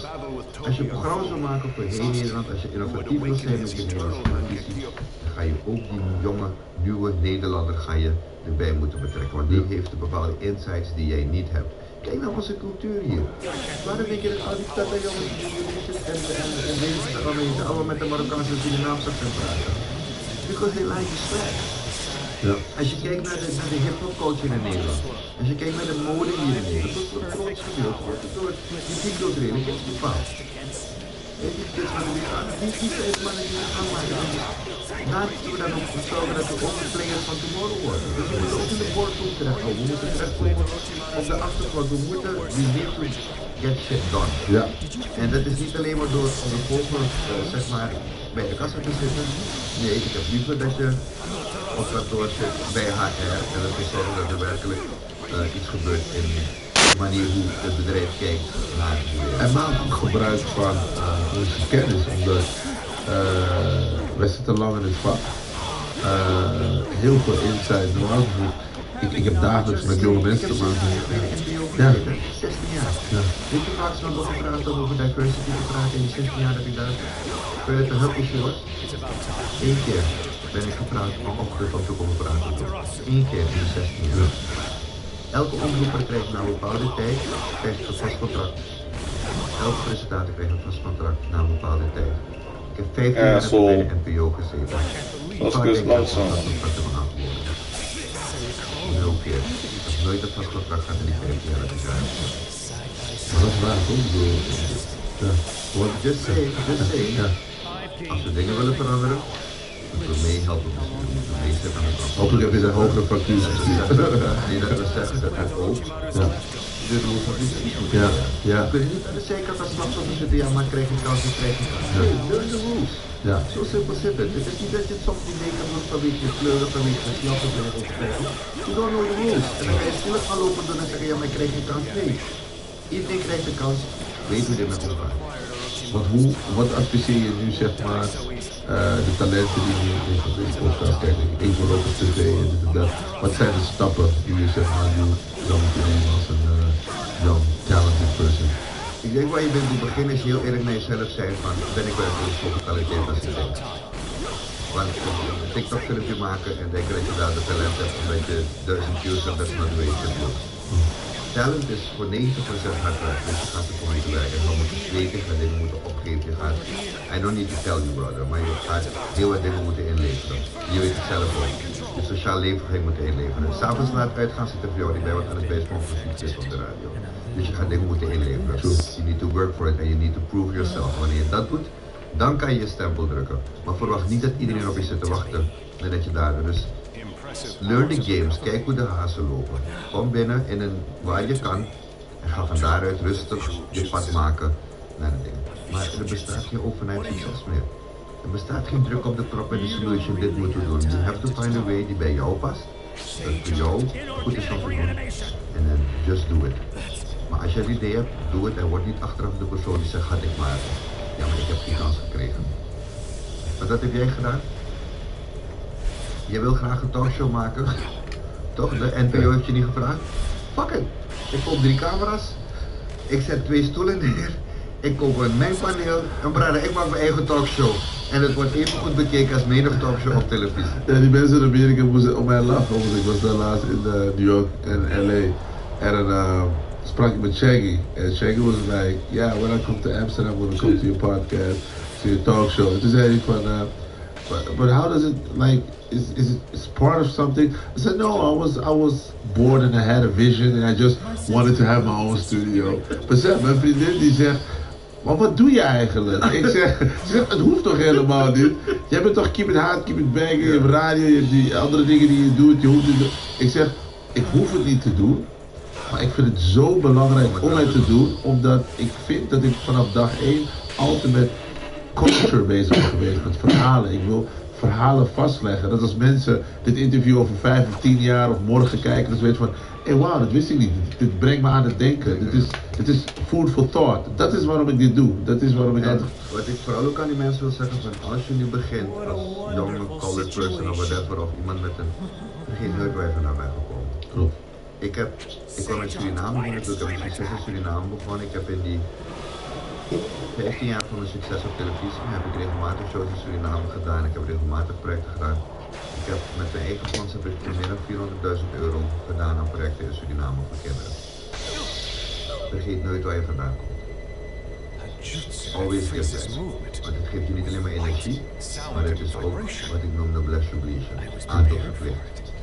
En ik denk dat dat iets is wat we allemaal soms net vergeten, dat, weet je, je wordt heel vaak, ja, ik ben verhuisd uit de BIMS, want ik ben nu succesvol. Je kan verhuisd uit de BIMS, maar vergeet niet regelmatig terug te gaan om die teamman die daar nu zit, of die teammate die daar nu zit, hem of haar ook de kans te geven. Om eventueel, als ze daarvoor kiezen, uit de BIMS te gaan. Nu is het niet meer een issue, want jongen, een huis in de Bijlmer is gewoon fucking duur. Dus ik kan nu, als je dat gemaakt kan je even goed danken. BIMS is duur. BIMS is gewoon de shit, daar gebeurt het gewoon. Weet je, maar het gaat om die mindset. Always give back. And support your community no matter what. Ja. En soms ga je die support niet terugkrijgen van je community. Word er niet beter door. Begrijp alleen van dat je tegen beter weet en altijd maar blijft investeren in je eigen community. Want dat is de enige manier om sterker te worden. Ja, dat geloof ik ook. Real talk, dat is de real talk. Gaan we je nog in het theater zien? Want je hebt gezegd dat je er klaar mee bent met toeren door het land. Ik heb laatst heb ik het geluk gehad dat ik de Ramadan-conferentie mocht doen met Anwar en Fouad Hassan en met Mona Laroussi. En ik heb intens genoten van die 11 voorstellingen die we hebben gedaan. Maar weet je, ik ben nu 57, ik heb geen zin meer om te gaan toeren en hele lange dingen te doen. Ga ik weer een keer iets op televisie doen?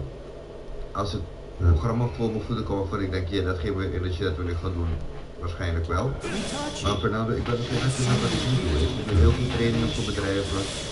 We doen heel veel consultancy, we helpen bedrijven met hun diversiteitsvraagstukken, we helpen bedrijven met participatievraagstukken. We zijn even van het evenement met Den Haag, met daar een groot participatietraject ontwikkeld, waar die onder andere gemeentes gaan.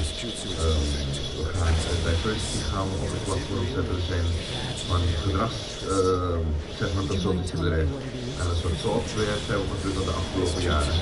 Nu ben ik aan software. Ja. Dus als ik dat ga doen, alles wat met media nu te maken heeft, voor mij is because I like to do it. Ja. Because I have to do it. En ja, ik heb het geluk dat ik op een 57 op dat punt ben. Maar hou er rekening mee dat to get there is hard work. Het is op te brengen. En je steeds ervan bewust zijn dat je gefocust bent op je einddoel. En jezelf opnieuw uitvinden. Opnieuw blijven uitvinden. Ja, ja. Dat is wat ik mij op een gegeven moment, ik kan mezelf niet vernieuwen. Ik blijf mezelf vernieuwen, blijf mezelf ontwikkelen. En ja, keep the focus. Ja. Focus niet op 100.000 man, focus op dingen waar je echt wil doen. Ja. En heel wat erin bij van.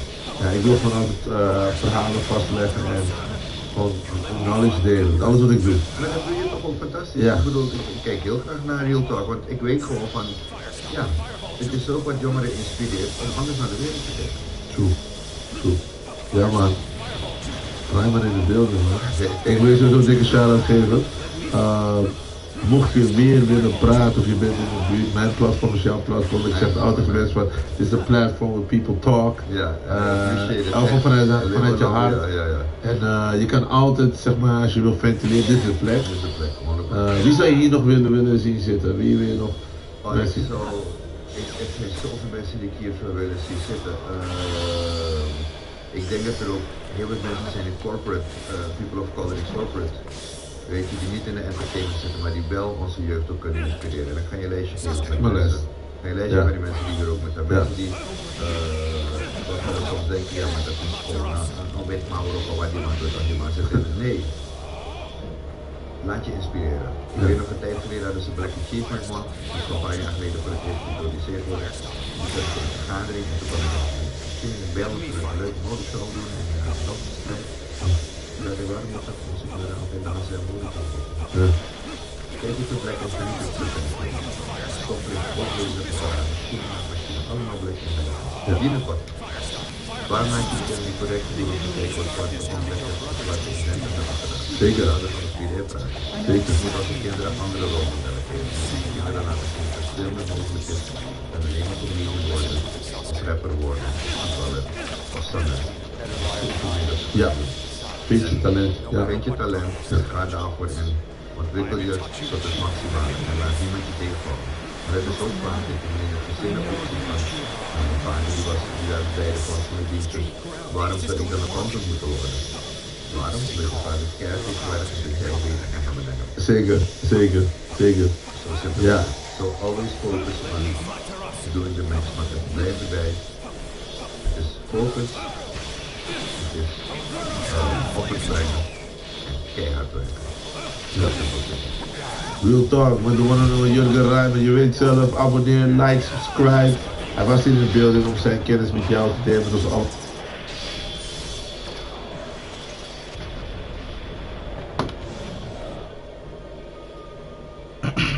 Let me fight. Take this.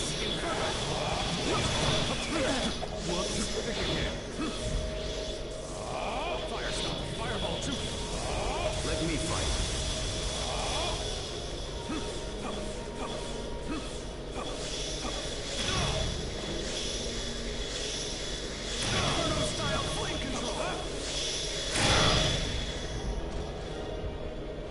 Oh.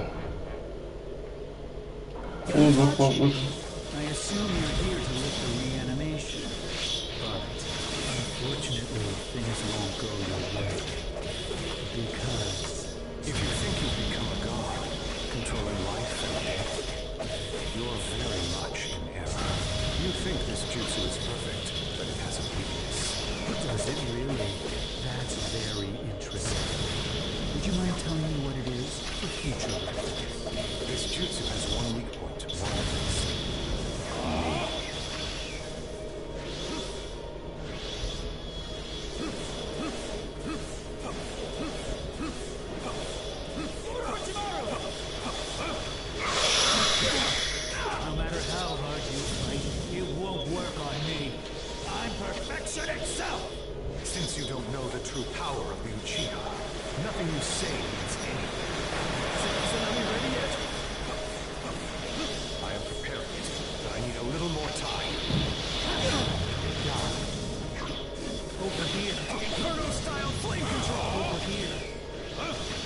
Over here. This way.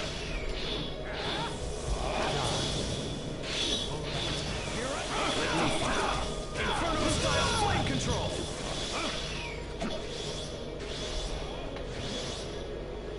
Fire stop. Fireball shoot. Let me fight.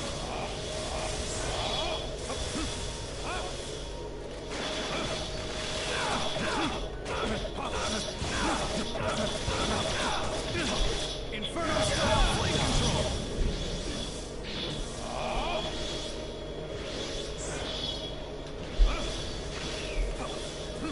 Let me fight. Fire stop.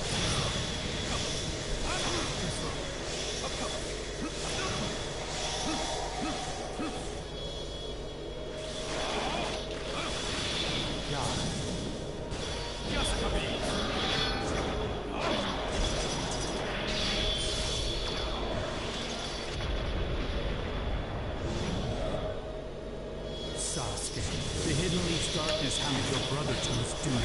You can't forgive that. I know exactly how you feel. I'm the same way. I understand. Don't listen to him, Sasuke. Over here.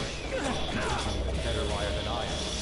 Besides, no matter what darkness the village calls, I am Itachi Uchiha, the Hidden Leaf. What's the matter? I know the Uchiha are much stronger than this. Is this going to work? Stay calm. We're about to make a comeback.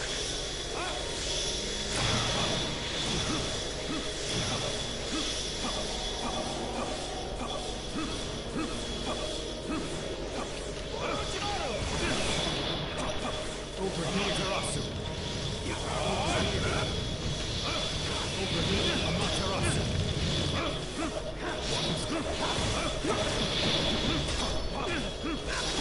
This way.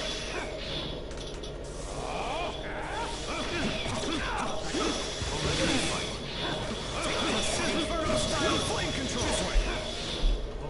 Oh, gaat hier naartoe.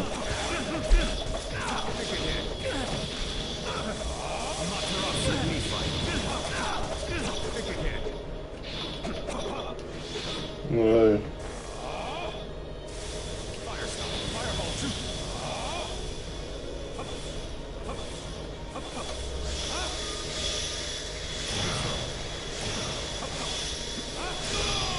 God.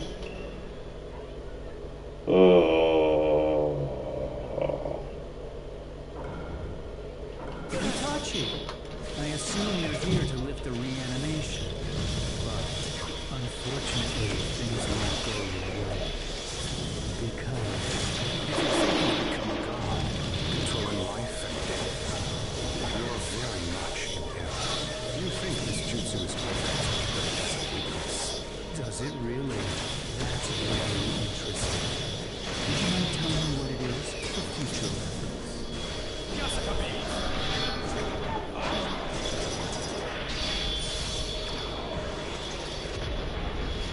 Oh. This jutsu has one weak point and one face. Me.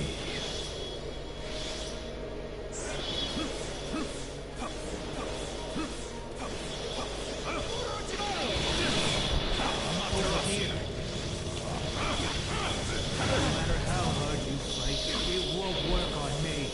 I'm perfection itself! Since you don't know the true power of the Uchiha, nothing you say means anything. Isn't Ami ready yet? I am preparing it, but I need a little more time. Inferno style flame control! Yasukabe!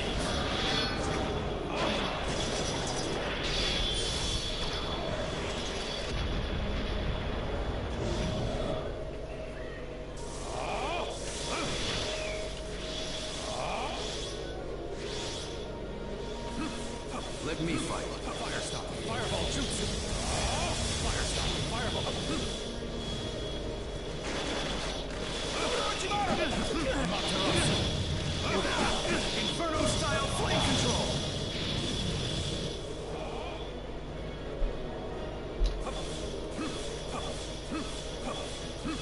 Let me fight.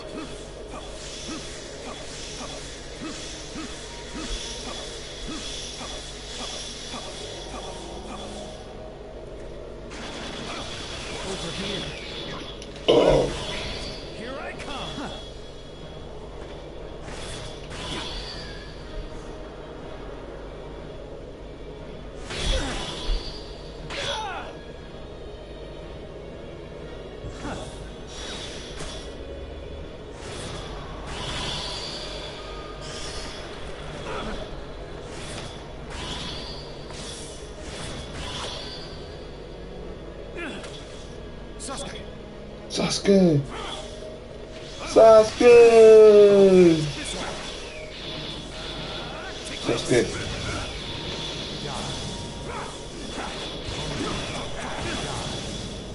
Sasuke! Itachi!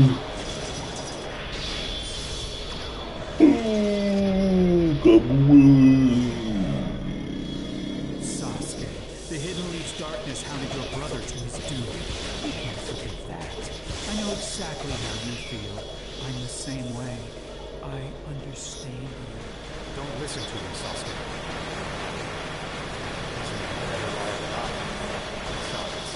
No matter what Itachi Uchiha, the Hidden Leaf. Oh,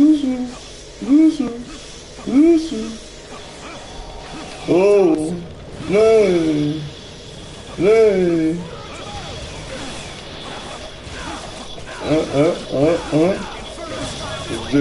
Seika. Yusu. The balls is back. The balls is back.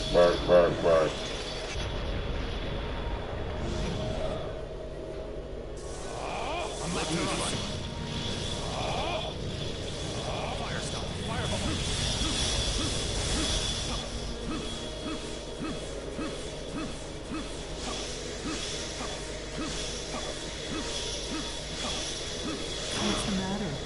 I know the Uchiha are much stronger than this. He's gaining ground. Is this going to work? Stay calm. You're about to overcome it.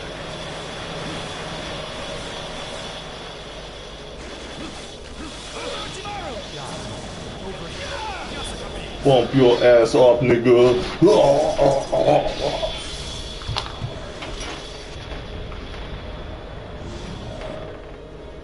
This battle is all but decided. You lose.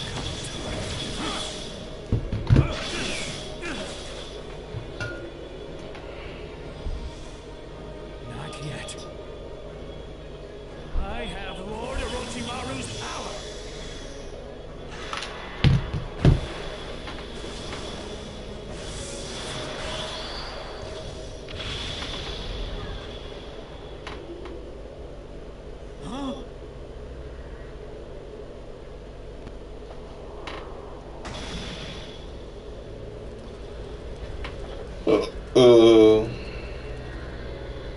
As I have said, I can read your movements. I can read your banana. I can read your banana. Izanami.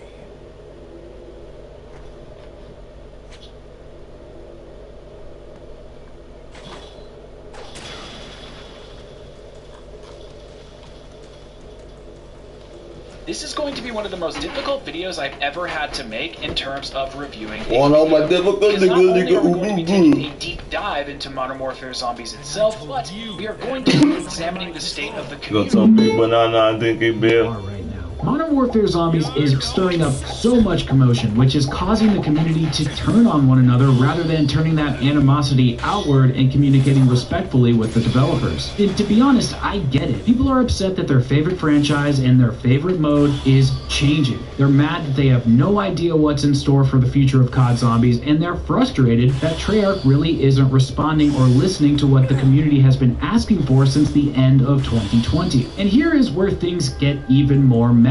You see, Modern Warfare Zombies is actually pretty great. But, and this is a big but, my prediction here is that this is going to cause a huge problem for the future of the mode in the franchise, because we are fracturing the player base even further than it already is, creating even more slices of what is already a very tumultuous pie. And now you may be sitting there thinking to yourself at this point in the video, but skeptics, why is this happening? Well, let me do my best to explain. You see, over the course of Call of Duty's history, the idea of using the Modern Warfare IP and the concept of Call of of Duty Zombies never really meshed in a way that felt justified to take this special co-op mode outside of the Black Ops series where it originated. And while there have been occasional exceptions to this rule, and chances were taken by Activision to let the devs experiment, like Extinction, Exo Zombies, World War II Zombies, Infinite Warfare Zombies, they never really quite packed that punch that Treyarch Zombies could and generally does. So what changed? Well, Call of Duty Zombies has dealt with some serious misfires over the last 5 years or so. And with the shift in development cycles, which pushed Treyarch's next Call of Duty release back to 2024, that meant fans wouldn't have a Zombies mode created by the lead Treyarch Zombies team for a little over 3 years. So knowing full well that the Zombies community has been growing restless, it seemed imperative that Treyarch dip their toes into the experimental waters to help calm the waves of distrust amongst fans until their next game releases, which hopefully brings back round-based zombies in full force. So that's why Modern Warfare Zombies was born. A brand new take on the core Zombies formula, and needless to say, it has split the community right down the middle and in a way that I have never seen before. And while a little division sown inside fans' hearts is nothing new here, the fact that MWZ is receiving such praise is both awesome and quite worrying. Because the truth is, this is a really well executed game mode. But like the title of this video says, this could create a major problem, and if you've been around long enough, then you know exactly why. So why is Modern Warfare Zombies so good? What steps can Treyarch take to make it even better? And most importantly, how are we going to handle these monumental changes as a community while waiting for the traditional round base to return in 2024? Well, we have a lot to talk about, so let's get our rucksacks stacked with legendary schematics. This is Modern Warfare Zombies.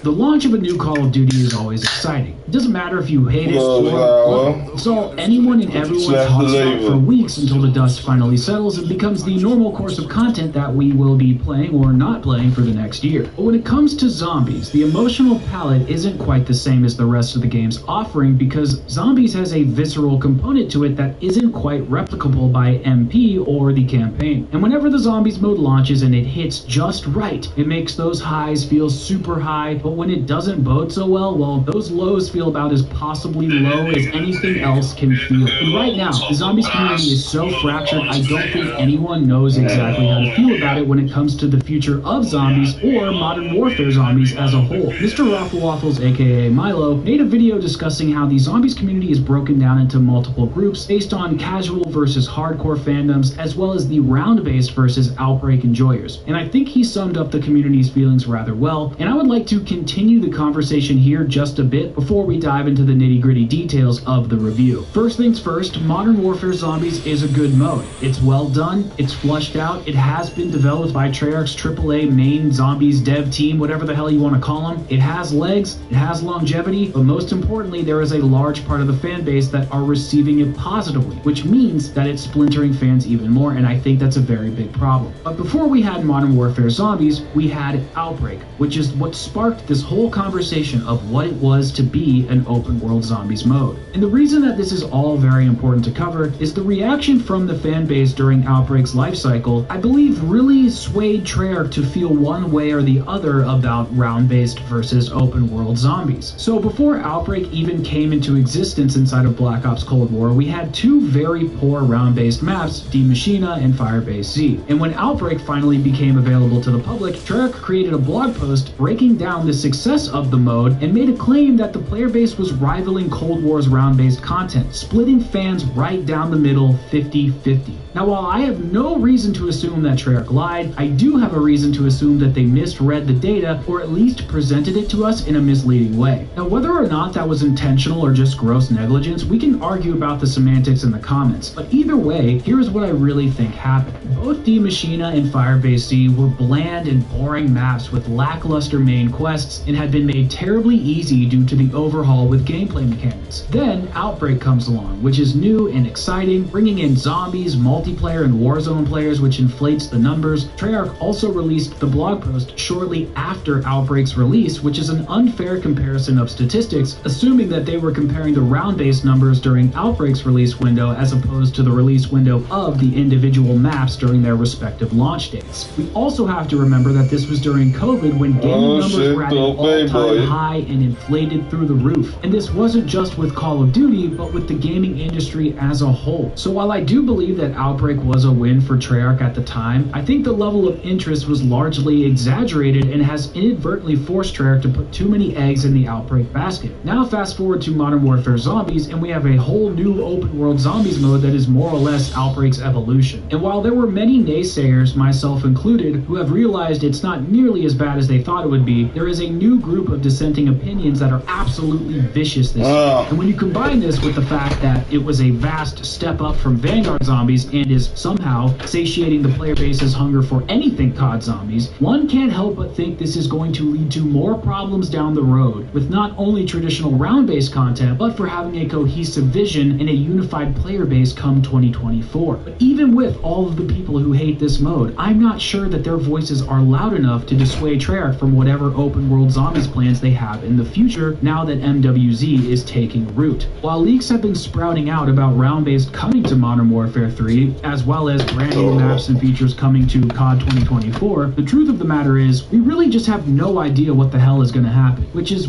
why the title of this video is so important. If the success is misread, then who knows what Treyarch's going to do. And while we obviously want zombies to take risks, and for things to move forward, there is a feeling of abandonment of the core DNA that COD Zombies brought to the table, and that, in my opinion, is quite worrying. So does this mean you should play Modern Warfare Zombies? I think the short answer is yes. I do recommend it. $70 is certainly expensive, and if you are uncertain about dropping that amount of coin to play a side mode, that's totally fair, and I understand and empathize with that. But acting like a little snot who hasn't even played the game and making full-blown opinions on it, well, that ain't it, Chief. I understand more than anyone that games are expensive these days, and with the way COD latches onto their live service models, SBMM, and their modernized zombies offering, it's no wonder that people are hesitant. And then when you tack on that there are performance issues to boot, it can make any impatient player not want to wait around for patches to fix what should have already been fixed from the get-go. So hopefully this video helps you make your decision in the end, and with that said, let's dive a little deeper. What the hell is this mode all about? How does it work? What is the goal here? Well, in simplest terms, Modern Warfare Zombies is an extraction shooter with various levels of difficulty sectioned throughout the map, where you spawn in with a particular loadout, find tons of loot throughout your playthrough, and leave more powerful than you started. However, while you're playing, there is a 45-minute timer ticking on the right-hand side of your screen,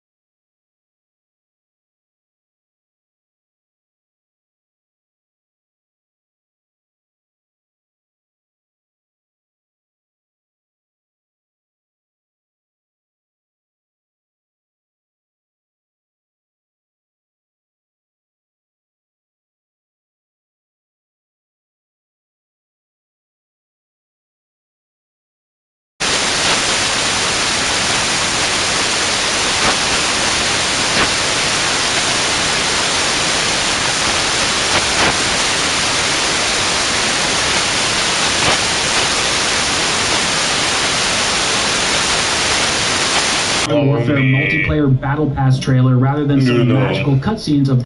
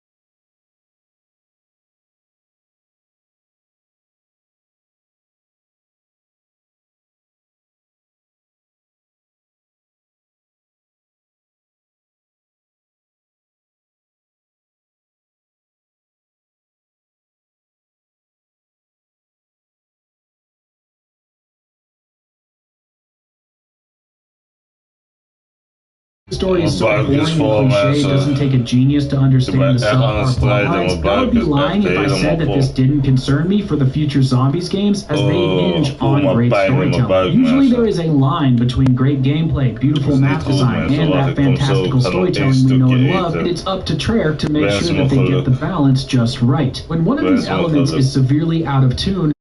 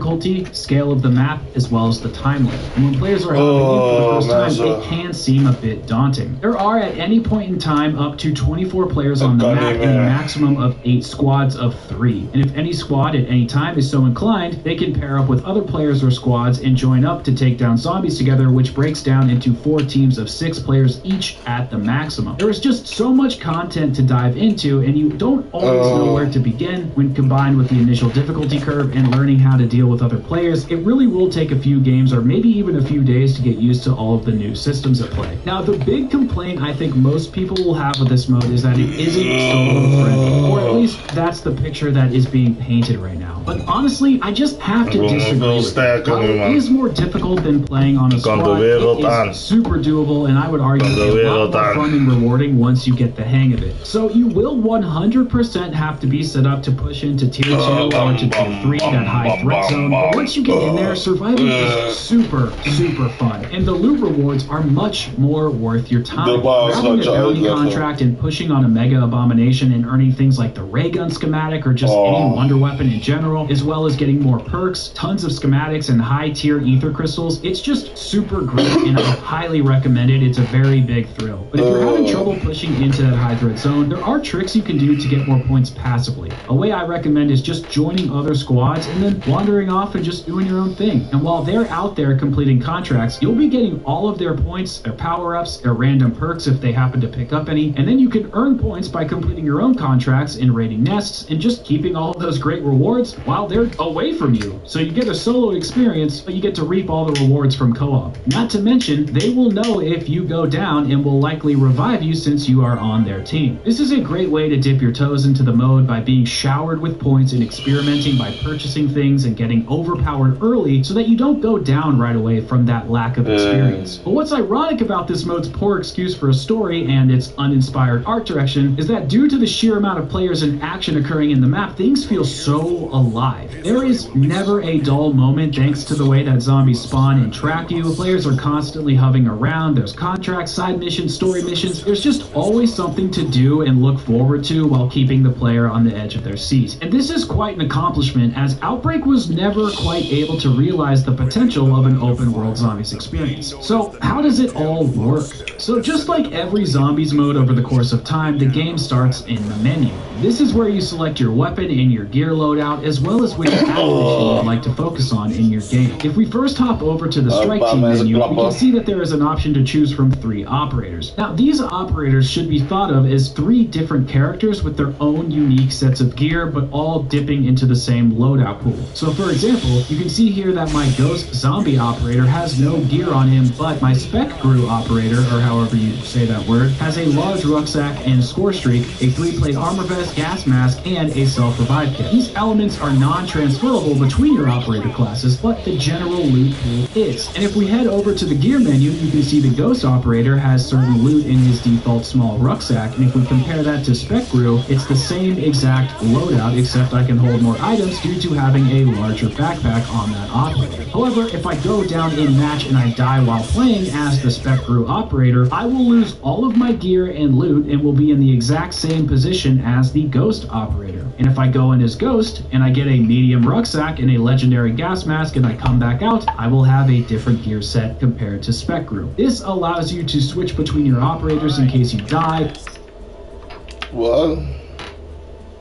In match and I die while playing as the spec crew operator, I will lose all of my gear and loot and will be in the exact same position as the ghost operator. And if I go in as ghost and I get a medium rucksack and a legendary gas mask and I come back out, I will have a different gear set compared to spec crew. This allows you to switch between your operators in case you die and lose all your stuff, so you don't have to completely start from scratch every single match, which can become frustrating after a little while. Now, regarding the gear or loot that you can bring with you, this is able to be utilized in the match at any point in time. You're also able to find better loot during your playthrough by completing contracts, killing boss enemies, and raiding enemy encampments. The amount of loot you can carry on your operator is largely based on the size of your rucksack, and when you're in the main menu deciding what you want to carry with you or what you want to leave behind, there is a stash tab and a schematics tab so that you can store and create things in case you didn't find what you wanted during your match. If we take a look at the acquisition stash tab first, you can see there are a variety of items stored in there, and you are able to store more items inside of it, swap gear around, as well as store your schematics in there for safekeeping until you're ready to use them in the future. There is also a rewards tab, which is where acquisition rewards are stored from completing story missions throughout the various acts in Modern Warfare Zombies. You are able to see all of the rewards you will unlock or have unlocked by hovering over the story mission in the story missions tab. The schematics tab has 4 sub-tabs where you can craft specific acquisitions that you can bring with you into a match. So far we have a Ethereum, Coca-Cola's, ammo mods, and the Wonder Weapons tab. The way that this works is during MWZ, while you are completing missions and contracts, you will come across schematics so that you can craft any one of those following items. And this is a permanent unlock that is on a Follow me on YouTube, man, people. Follow, subscribe, send me some money. The cooldown associated with them is based off of the rarity or significance of the item. For example, perks will have about a 3-hour cooldown, whereas Wonder Weapons will have a 48-hour cooldown. This prevents players from being able to abuse the system, but there is a bit of a flaw here, which we will touch on in just a moment. Under the Ethereum tab, we are able to craft weapon-related schematics that will buff our weapon rarity with ether tools, which are a return from Black Ops Cold War, as well as create Pack-a-Punch Ethereum crystals that buff your weapon up to either Tier 1 or Tier 2 of the game's weapon upgrade system. The Coca-Cola's tab and the Ammo Mods tab are pretty self-explanatory, which allow you to create whichever perks or ammo mods that you want. And then finally, the Wonder Weapons tab hosts the Ray Gun and the Wonder Waffle DG2 to craft and place into your loadout inside of MWZ. Now, a lot of people claim that this is antithetical to the core COD Zombies formula of spawning in with nothing and surviving for as long as you can, and that is true. But the rules are different here in MWZ, so you can't go into the game with that same thought process. In round-based zombies, if you upgrade your weapons and get all of your perks, the end goal is to survive for as long as you can, whereas in MWZ, you are gearing up to be able to push in further, acquire better loot, and then restarting, picking up where you left off and pushing even farther than the previous time, and then you just rinse and repeat that process. So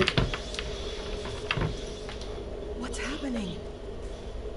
cross schematics so that you can craft any one of those following items, and this is a permanent unlock that is on a cooldown. So once you find these plans, you can craft the items as many times as you want, but the cooldown associated with them is based off of the rarity or significance of the item. For example, perks will have about a 3-hour cooldown, whereas Wonder Weapons will have a 48-hour cooldown. This prevents players from being able to abuse the system, but there is a bit of a flaw here, which we will touch on in just a moment. Under the Ethereum tab, we are able to craft weapon-related schematics that will buff our weapon rarity with ether tools, which are a return from Black Ops Cold War, as well as create Pack-a-Punch Ethereum crystals that buff your weapon up to either Tier 1 or Tier 2 of the game's weapon upgrade system. The Coca-Cola's tab and the Ammo Mods tab are pretty self-explanatory, which allow you to create whichever perks or ammo mods that you want. And then finally, the Wonder Weapons tab hosts the Ray Gun and the Wonder Waffle DG2 to craft and place into your loadout inside of MWZ. Now, a lot of people claim that this is antithetical to the core COD Zombies formula of spawning in with nothing and surviving for as long as you can, and that is true. But the rules are different here in MWZ, so you can't go into the game with that same thought process. In round-based zombies, if you upgrade your weapons and get all of your perks, the end goal is to survive for as long as you can. Whereas in MWZ, you are gearing up to be able to push in further, acquire better loot, and then restarting, picking up where you left off and pushing even farther than the previous time. And then you just rinse and repeat that process. So the great thing about the systems in MWZ is that it allows you to spawn into Urzikstan, slam down a couple of perks, craft a ray gun, pack-a-punch it, and push all the way into the red zone to take down some mega boss zombies, secure better loot so that you have future options to not spend your time completing those same easy contracts and getting set up over and over again. Now, if you want, you can start from scratch every single game and avoid this entire new system. But I highly recommend trying things out the way that Treyarch designed them, because the biggest thing inhibiting most old school Zombies fans is the fact that they are treating this like a round-based map. The last thing here in the menu system is the basic aspect of your loadout, where you just select your weapons, tactical, lethal, and your field upgrade equipment. And over time, the player will unlock the ability to have 3 insured weapon slots that let you spawn in with any gun that you want. However, if you exfil with, let's say, a random pistol that you found, that will deposit into your contraband stash, which is there to counter your insured stash in case you die inside of MWZ. If the player decides to take one of their insured weapons and unfortunately doesn't make it out alive, the weapon slot will go on a cooldown for a few hours, and then you can either choose to take one of your contraband weapons, use another insured weapon slot if you have one, or you can go in with nothing and hope for the best. Really don't recommend that, but hey, you do you. As far as the tactical and lethals go, nothing and hope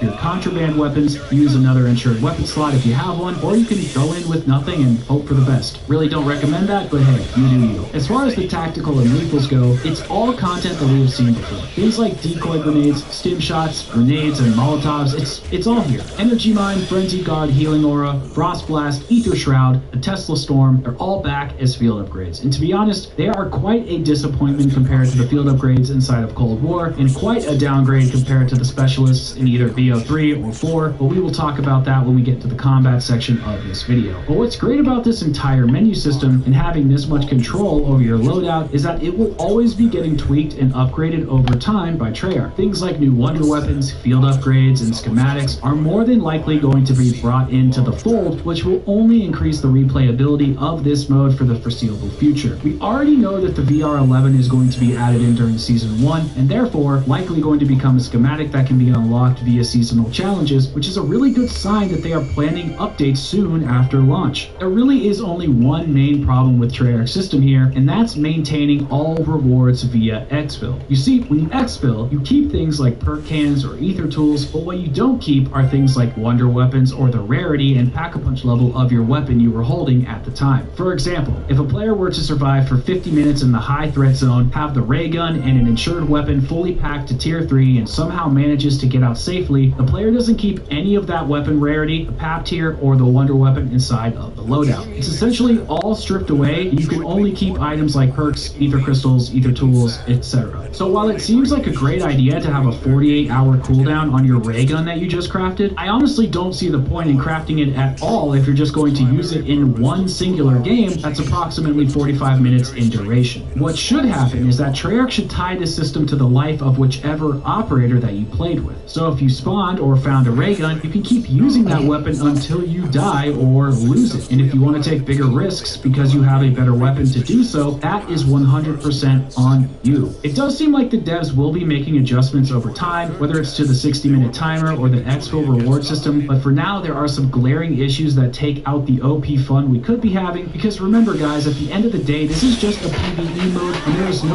reason to worry about being super overpowered at times as long as you have to do the work to get there. So now that we understand the basics, let's talk about what a standard match of Modern Warfare Zombies looks like. After selecting your gear, the player will load into a match and be able to open their rucksack and equip either everything or nothing that they have stowed on them at the time, kind of like what we talked about earlier. And this is when the player will open up their map to see what contracts and missions are around them so that they can begin their excursion. If you come into the match stacked with perks and wonder weapons, this will indicate which threat zone you want to begin tackling first. Tier 1 is a basic threat level where the zombies are pretty relaxed and it's much easier to survive and complete challenges. Tier 2 is a medium threat level where the zombies are a little more challenging, and admittedly at first, Tier 2 was surprisingly tricky to get used to. The enemies are much tankier, they're much faster and more deadly, but if you continue to push through and keep practicing, it's not nearly as bad as it seems up front. Tier 3 is where shit really hits the fan. According to the developers, this is equivalent to about round 50-55 in regular zombies, and it certainly does feel like it. The thing about each of these tiers is that there isn't a difficulty creep or a power creep from the enemies that slowly builds up over time. It's very jarring steps moving from tier 1 to tier 2 and then to eventually tier 3. You can really feel the difficulty spike, and if the player isn't prepped or ready, they will definitely get screwed over and be dependent on other players to survive, get revived just to get out of there and keep their stuff. Now the biggest thing here in my opinion is the timer. A lot of people are dogging on the timer. They don't like that there's only 45 minutes plus the 15 minutes to avoid the storm, and I completely agree. It is a nuisance and it needs to be extended by at least half. Go in there with an hour and a half to play. There is just not enough time to get set up and just enjoy the experience of Modern Warfare Zombies. By the time you're fully set up and pushing into the third zone, you're already ready to go, or at least it's about time to get ready to think about leaving. And then if you screw things up inside of the storm, you basically lose everything that you worked for, and it's just not a very enjoyable system. So I really hope that Treyarch is listening here and extends that timer by at least 30 minutes, if not double it, just so that you can play around, have a good time, grind camos, do whatever the hell you want. It's very restrictive to have something inhibiting you from being able to just play the mode as is. Right now, it feels like the only thing to do is to just get set up. So it's really pertinent that you save your high tier loot so that you can constantly push into the higher threat areas. Now, inside each tier are roughly the same types of contracts and enemies with the exception of tier 3. And obviously, if you are to go ahead and complete contracts in the much more more difficult tiers, that means things are going to be much more hard, but you're going to get better rewards. The contracts that we have available to us as of now are the Bounty Hunter contract, which has you find a boss zombie on the map and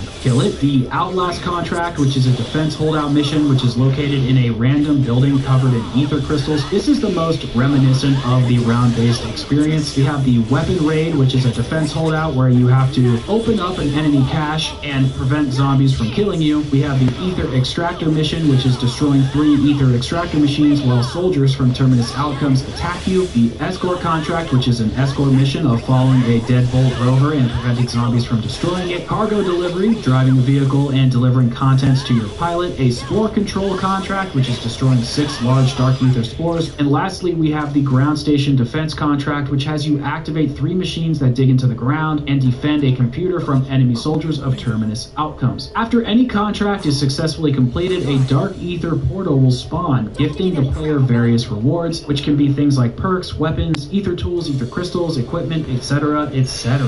The player can either choose to hold on to said reward in their rucksack, exfil and use it later, or they can use it at that current moment in time and push further into the map into the pursuit of even better rewards. And a small little detail here that Treyarch added when you're completing your contracts is that zombies just don't disappear. Yes, they initially get obliterated, but then other zombies will trickle in and continue to attack you before you can grab all of your supplies. And this is just a nice little testament on how to keep things feeling fluid and alive rather than segmented by objectives and POIs. Even outside the general contracts, there is even more to do that just keeps player engagement super high. Infected nests and strongholds where gross zombies are located that are packed with boss zombies, regular zombies, and crawlers with these spores and boils everywhere. It's just so disgusting. And once this is complete, you will be able to loot the entire premises and get some really great gear, similar to what you generally get from completing contracts and killing boss zombies. But I find it to be much more consistent and reliable. Plus, clearing out these nests, it's just super fun, and it kind of reminds me of round-based a bit, where it gets very tense in a tiny, tight location. Definitely a highlight in my personal opinion. There's also all of the mercenary objectives. We have the camp, the stronghold, and the fortress, which are just 3 camps that scale from easy to hard difficulty in terms of dealing with the enemy AI. And while I don't mind completing these encampments from time to time, the rewards aren't as great unless you pursue the safes inside of the strongholds. However, you can't access them unless you acquire a mercenary stronghold keycard, which can only be found in the mercenary camp.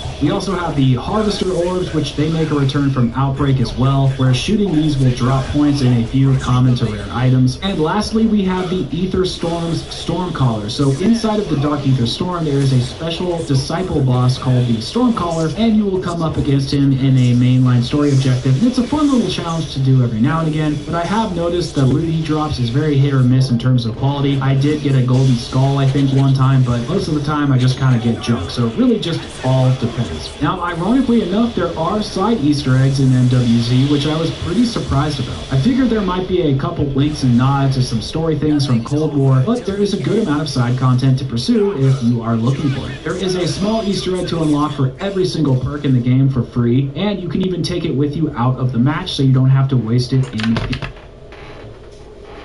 side content to pursue if you are looking for it. There is a small Easter egg to unlock for every single perk in the game for free, and you can even take it with you out of the match so you don't have to waste it in game. And in case you haven't seen all of the videos all over YouTube or the Mr. Peaks bunny rabbits lying all over the map, these are the indicators for whichever perk Easter egg you would like to complete. And most interestingly enough, the side Easter egg for Elemental Pop allows the player to strip their weapon of all of their upgrades and take them out of the match, which will then secure your power level for the next game. This does help to alleviate the issue for Elemental Pop allows the player to strip their weapon of all of their upgrades and take them out of the match, which will then secure your power level for the next game. This does help to alleviate the issue I have with not being able to leave with your Pack-a-Punch weapon. Rabbits lying all over the map. These are the indicators for whichever perk Easter egg you would like to complete. And most interestingly enough, the side Easter egg for Elemental Pop allows the player to strip their weapon of all of their upgrades and take them out of the match, which will then secure your power level for the next game. This does help to alleviate the issue I have with not being able to leave with your Pack-a-Punch weapons, but it still doesn't allow you to take your Wonder Weapons with you and reuse them for the next match. Progress, not perfection, I suppose. But for this one, all you need to do is go to this grave in the high threat threat zone and interact with it, and an ether reward portal will spawn in, allowing you to access your items. Now, it doesn't always work 100% of the time, so just be cautious whenever you're interacting with this grave. I've also seen that there are some cool side missions where there's a bunker you can be able to leave with your pack-a-punch weapons, but it still doesn't allow you to take your wonder weapons with you and reuse them for the next match. Progress, not perfection, I suppose. But for this one, all you need to do is go to this grave in the high threat zone and interact with it, and an ether reward portal will spawn in, allowing you to access your items. Now, it doesn't always work 100% of the time, so just be cautious whenever you're interacting with this grave. I've also seen that there are some cool side missions where there's a bunker you can unlock, and overall there is a surprising amount of depth to this mode, and I think the main reason this is getting overlooked and lambasted by a portion of the community is simply because it's just spelled out for players. Whether it's these easy side Easter eggs or straight up contracts that point you to a map marker, it's really not the same as discovering things yourself with no indication of where to go next. That magic that COD Zombies possesses isn't entirely missing here in MWZ, but it's not present like most players are used to, and unfortunately, it doesn't stop here. Earlier, we were going over the main storyline in MWZ and how terrible it was, and of course, all of that still stands true, but the missions surrounding the story, on the other hand, are a little bit all over the place. All individual challenges leading up to the final story mission of each act are a mix between those tutorial-style missions where developers try to trick you into thinking you're playing the game, but you're really just learning how the game works, and then actual missions that are fun with good gameplay and decent rewards. But at the very end of the challenge log, you'll notice a final story mission, which is more or less a boss fight type situation that is followed up by a story cutscene and the ability to progress to the next act. These final story missions will be permanent fixtures on the MWZ map, which means that at any time during your excursion, instead of completing a proper exfil, you can jump into another 45 minutes of gameplay and participate in one of the 3 story endings, which, to be honest, is pretty great. So let's quickly break down how each one of these final encounters works so you get an idea of what you're going up against. Story mission number 1 has the player pushing through loads of undead and enemy AI to finally meet Dr. Jensen for the first time. This is followed up by a holdout mission where more enemies flood the halls while Dr. Jensen finishes gathering her data from a computer. And once she's finished, players will move towards the roof, killing enemies along the way until we exfil to safety and are greeted with this cutscene. Is all this cloak and dagger stuff necessary? I'm the one who called you, remember? I'm not the one that needs convincing. Keep walking. Welcome to Operation. Boss would like to walk with you.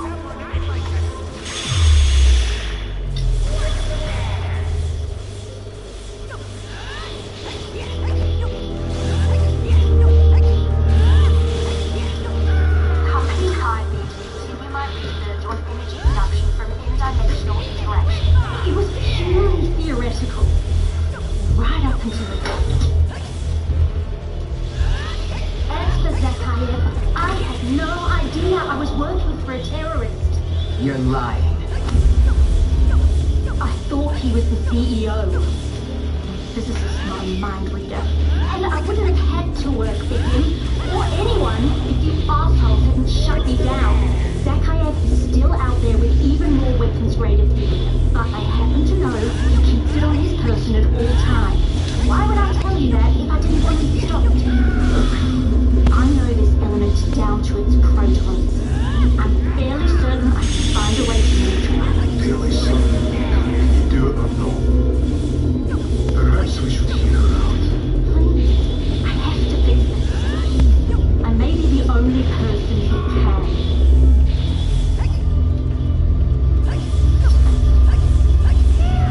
Better be right.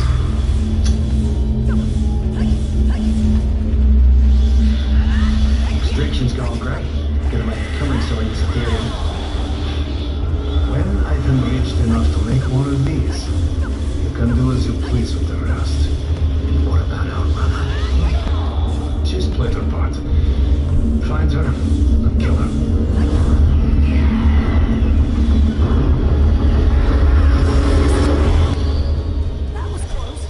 The player now knows that we have to work with Dr. Jensen in order to stop Zakaya from spreading his Dark Ether weapon to destroy the world, since she is the only one capable of doing so. And in order to execute their mission properly, Operation Deadbolt needs to build an Ethereum neutralizer to destroy the Ethereum out in the field. But before we're able to escort the machine, the player must push through tons of zombies and Terminus Outcome's enemy soldiers in a pretty fun holdout mission where you secure resources and prepare for the next levels of engagement. Once complete, Operation Deadbolt drops the Ethereum neutralizing rover down near our location to escort through fields of Ethereum crystals and enemies. This is hands down one of the best missions, as you are escorting this huge rover, killing zombies and AI soldiers, and there are tons of tense moments. And finally, at the end, is a large mega abomination who absolutely annihilates everyone and everything in its path. Truly great stuff.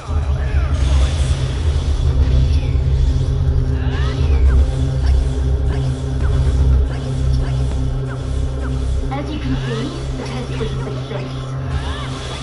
The ether neutralizer destabilizes any Ethereum within its blast radius. What remains of the element rapidly decays into harmless isotopes. But that was raw, unprocessed Ethereum. The material in Zakaev's vial is highly enriched. My projections show this weapons-grade Ethereum can withstand our prototype. In other words, you failed. This was a waste of time and resources. Not true. The principle has been proven. We just need to amplify the neutralizer and recalibrate its output. And you can do that, can you? Not quite. But Zakayev obtained research written by the expert on Ethereum enrichment. Strauss. Old mate of yours? Friends are a luxury I can sell to the floor. Zakayev stored Strauss's research in a vault. It'll be heavily guarded, but that research holds the key to upgrading the neutralizer. We don't have time for this. Our focus should be Zakayev himself. And if we find him, then what? He unleashes his remaining fire and we have nothing to counter it. Deadbolt might be able to hammer this thing hard enough to contain it. If the objective is to end it, that neutralizes our best shot. Fine. Get Strauss's data. See what Dr. Jensen can do with it.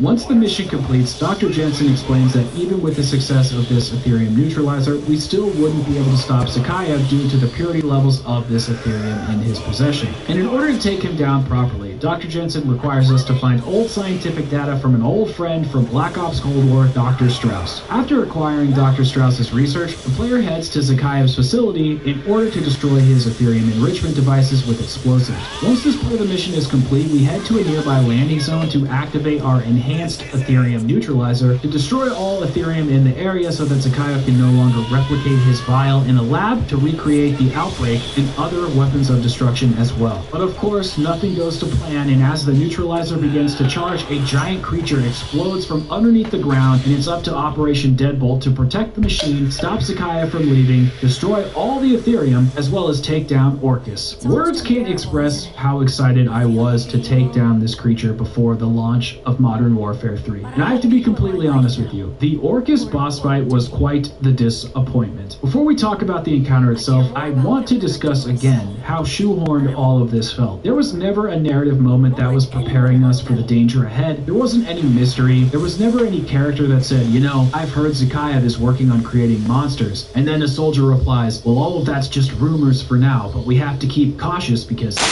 it happens. where we defend the machines that measure the seismic activity to talk about wild readings and something lurking under the ground that our scientists have never seen before. But instead, the boss is just plastered onto the menu, waiting for us to fight it. Just another item on the to-do list that we need to tick off. This stuff just drives me crazy, and it's such bad storytelling, and that's how this whole storyline is presented. As for the fight itself, it was just as disappointing, if not worse, than the tension and the build-up. Never at any point did I feel threatened or worried for my safety. I had plenty of armor plates, plenty of ammo, not to mention there are ammo refill stations and buy stations everywhere to make sure that you're stocked up at any given moment. The one thing I was initially concerned about on my first playthrough was the number of zombies that would spawn in, but they barely ever showed up, meaning that I could just sit around and focus on Orcus for as long as I needed. Orcus's attack regimen isn't really difficult to evade either. He has a few different attacks. One is a laser beam that shoots from his mouth. There is an underground attack where he will attack you, pushing you into the sky, making you float down on your parachute. He also has a slam attack, and he shoots out those swarms that are similar to Orta inside of Outbreak. Now, don't get me wrong, the concept of Orcus and the attacks that he does are super cool, and it's really badass, and is a great looking boss, but it was not intimidating in the slightest. I was super excited to try the Wonderwaff and the ray gun inside of the boss fight, just in case things got out of control, and to be quite frank, wonder weapons aren't really useful in this situation at all, at least not on the boss, and since there were no zombies spawning in, I really had no reason to use them for crowd control. But after all of the disappointment finally comes to an end and Orcus is taken down, the final cutscene begins to play, where we see what appears to be a familiar face.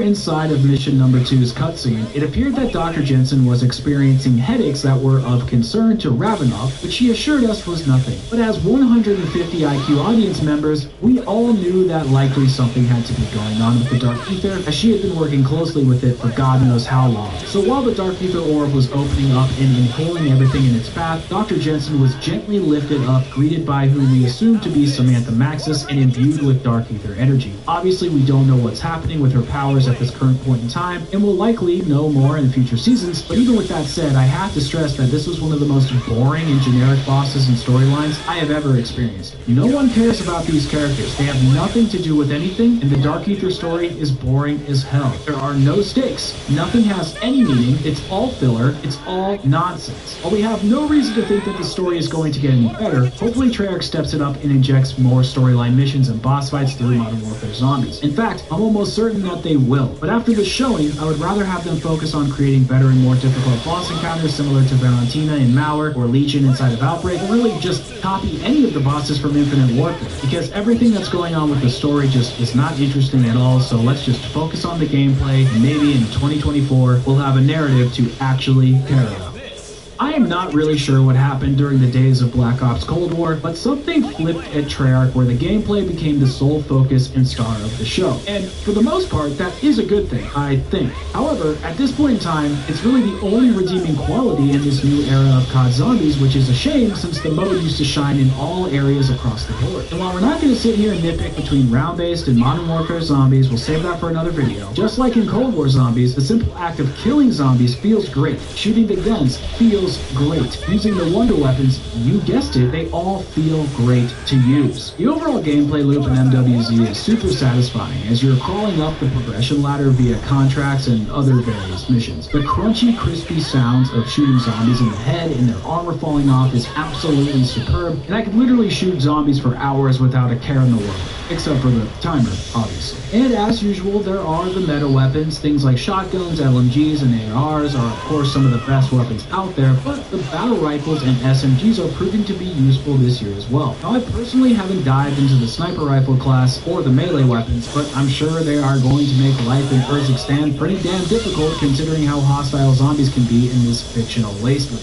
As per usual, the weapon rarity here is very important and acts as a substitute for Double Tap 2.0, going deep into the high threat zone. But I'm sure they are going to make life in Urzikstan pretty damn difficult considering how hostile zombies can be in this fictional wasteland. As per usual, the weapon rarity here is very important and acts as a substitute for Double Tap 2.0. Going deep into the high threat zone with a rare or blue weapon against any enemy will have you being able to kill them, but it will take a very long time. And that's really the overarching issue here, is that it just takes way too long for any of your weapons to become lethal at that low of a rarity. But as soon as you upgrade your weapon to Epic or Legendary, especially when it's Pack-a-Punch, you will be chewing through enemies like they are nothing. While I was worrying a bit about Wonder Weapons before launch, they honestly have done such a great job at making sure they all feel impactful and most of all useful. The new Wonder Weapon, the Scorcher, is surprisingly better than I thought it would be. It's not my favorite by any means, but the charge shot is great as it will blast a whole horde of enemies out of existence, and there is a lingering effect that allows you to train zombies through it, killing them up to a few seconds afterwards. Scorcher also has an ability to shoot the player up into the air and parachute around, which is fantastic for mobility and getting from point A to point B, and it has no cooldown, which is a godsend. Also, the blast when you fire up into the air will kill enemies in your immediate area so that you can fly up away safely and not get hit with that one last swipe and down in the sky. Wonderwaff DG2 is fantastic as well. It is great for taking out hordes of zombies, especially in the high threat zone. However, there are two things about it that I'm not really a fan of. The reload speed is super slow, and it doesn't seem to do very well on larger enemies due to the magazine capacity, the ammo type, and the reload animation. I can't quite put my finger on it, but when I use it against bosses, it just feels bad. The ray gun really takes the cake here. It's the best all-around wonder weapon inside of MWZ. It has splash damage, it has auto fire, it has all the things you know and love about it. It's really just great in every situation, and while it wasn't great against the actual Orcus boss fight, if you need it for anything else, it will work perfectly.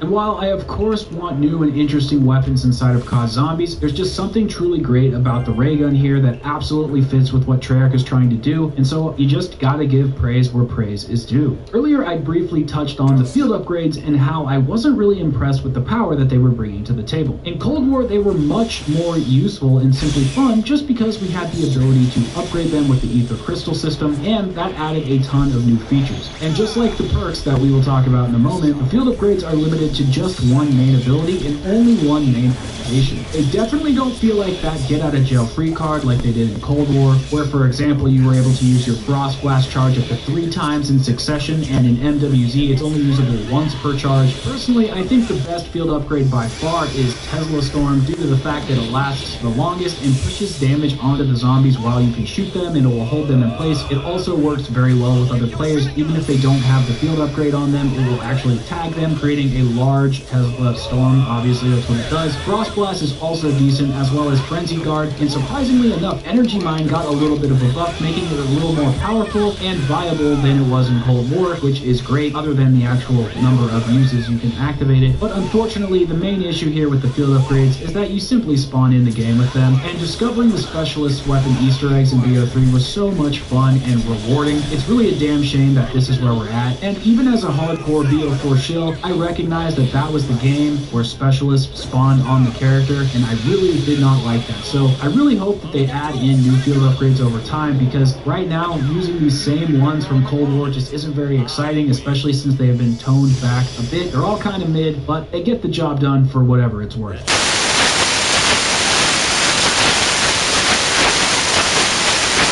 Where there was just one effect more or less per perk. There is no modifier when all the perks are active, and there is no RPG ether crystal system that is used to upgrade your perks to various tiers inside of the game's menu. And most importantly, all of the perks are very necessary here. They are much more important, I feel like, they were in previous games, as I have completed many Easter eggs without any perks in Cold War, without any perks in Black Ops 3, Black Ops 4, but in this game, you can't get away with not having perks. You need them at all times. Now, you can get away with only having a few, but at the very least you need things like Stamina, Speed Cola, and Juggernaut. Perks like Deadshot and Death Perception, they also help with critical damage and identifying things on the map, so you're not wasting a ton of time looking for spores or zombies or just whatever you need to do, because let's face it, time is of the essence. Tombstone is obviously a much more helpful perk now. If you bleed out, you can come back to your next game and find your loot on a tombstone pinned right on your map. But the perk I am most disappointed with is Elemental Pop, because in Cold War it was baked with Electric Cherry, and that's no longer present in this rendition of zombies. And from where I'm sitting, that is blasphemous. Electric Cherry would come in handy in so many situations here when you're cramped up in an infested nest or in an infected stronghold. Just being surrounded by zombies and not being able to just like fry them with electricity is just such a problem in my mind. I honestly can't believe it's not here.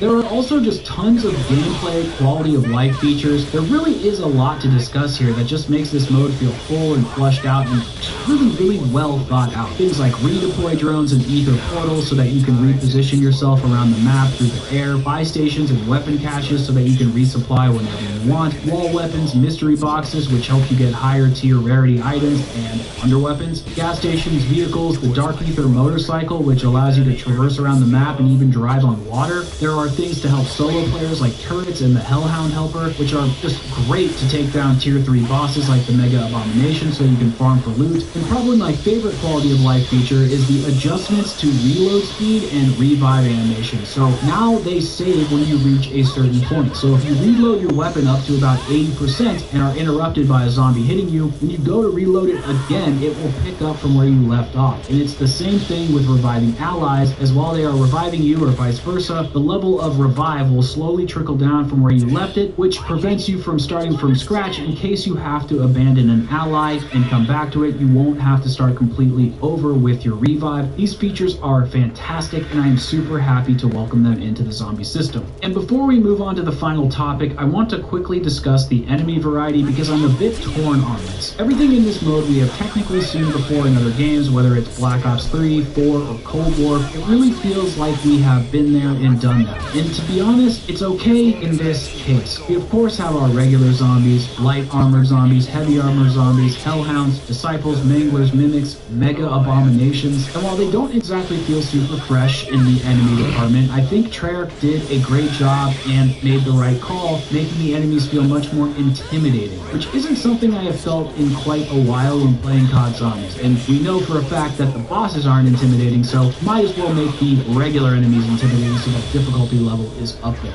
And the Mega Abominations, they are fantastic. When you grab a bounty contract inside of the Tier 3 zone and you start marching towards that map marker and the Mega Abomination appears on your screen, it feels like you are on on a safari hunt taking down a wild animal. Going up against him, even with a fully pack-a-punch tier 3 weapon, is still challenging. But when you finally overcome the insurmountable odds while simultaneously fending off all of the other enemies, it is a glorious moment. However, there are some issues when it comes to enemy design, especially with the disciples and the enemy AI. Disciples inside of Modern Warfare Zombies are quite ridiculously spongy, which mostly happens during the bounty contract, which is a problem on solo, considering that they replenish their health faster than you can deplete theirs. The enemy AI, on the other hand, is also a big problem inside of MWZ. Now, initially I was very against having AI soldiers inside of any zombies mode, and to some extent I still am, and this mostly had to do with the fact that there were many instances where I was just minding my own business, killing zombies or running from point A to point B, and I would just get blasted by a group of mercenaries, or even a mercenary helicopter would follow me and just shoot missiles at me, and I'm just one soldier running in an open field. Where are you supposed to get cover? It's super frustrating, and in my opinion, doesn't belong in a PvE mode like this at all.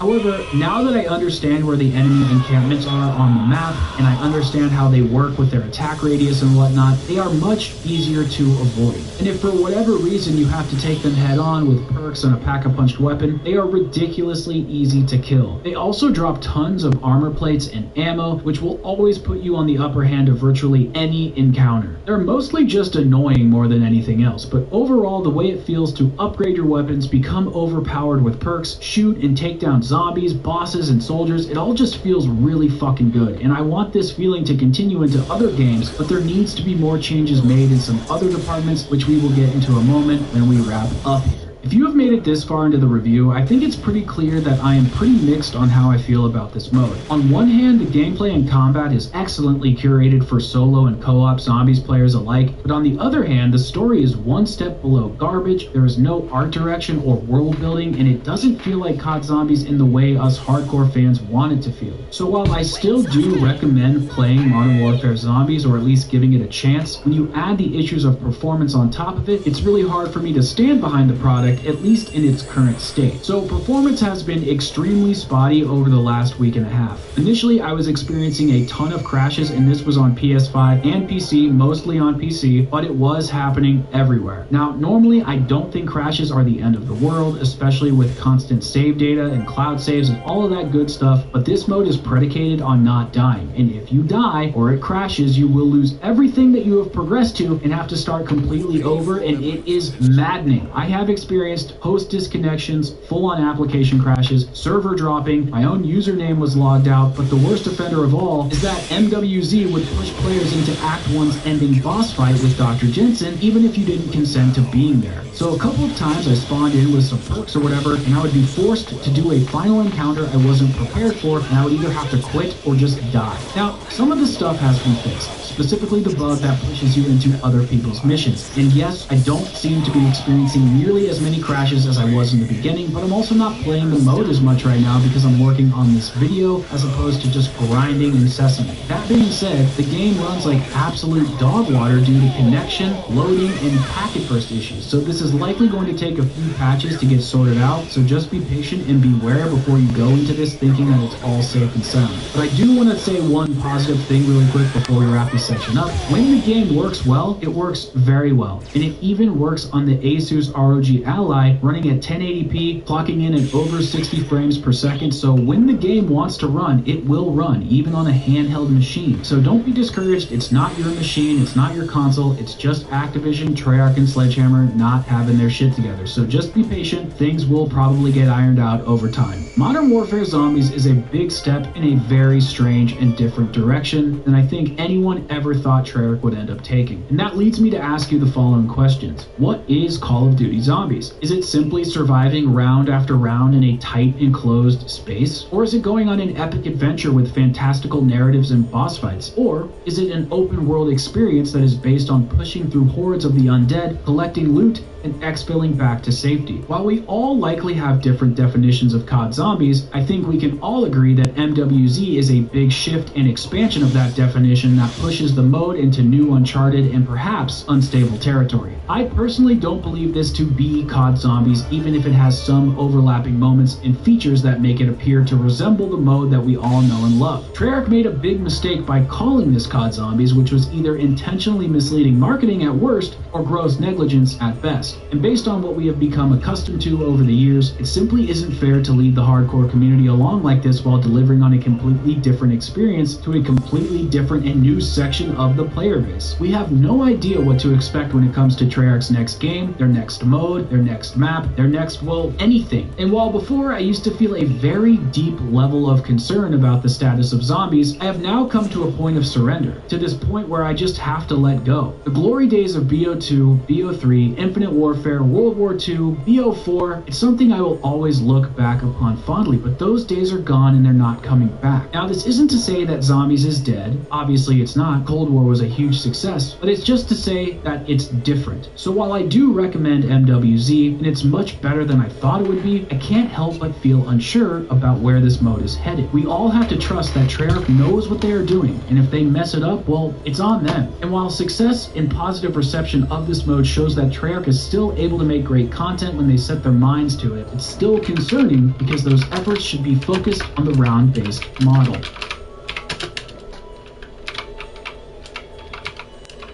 Being who rejects this world, that is who Akira Uchiha is. Never go back on what I say. That's my ninja way. Guys, it's Smith here from GamersHeroes.com, and today I've got a quick guide for you in Call of Duty Modern Warfare. Is a legendary pack-a-punched weapon. The problem with this weapon is if you go to extract with it, you don't get it pack-a-punched, and it's not going to be legendary if you bring it into another raid. People seem to think that there is no way to carry forward a leveled up or pack-a-punched weapon into the next raid.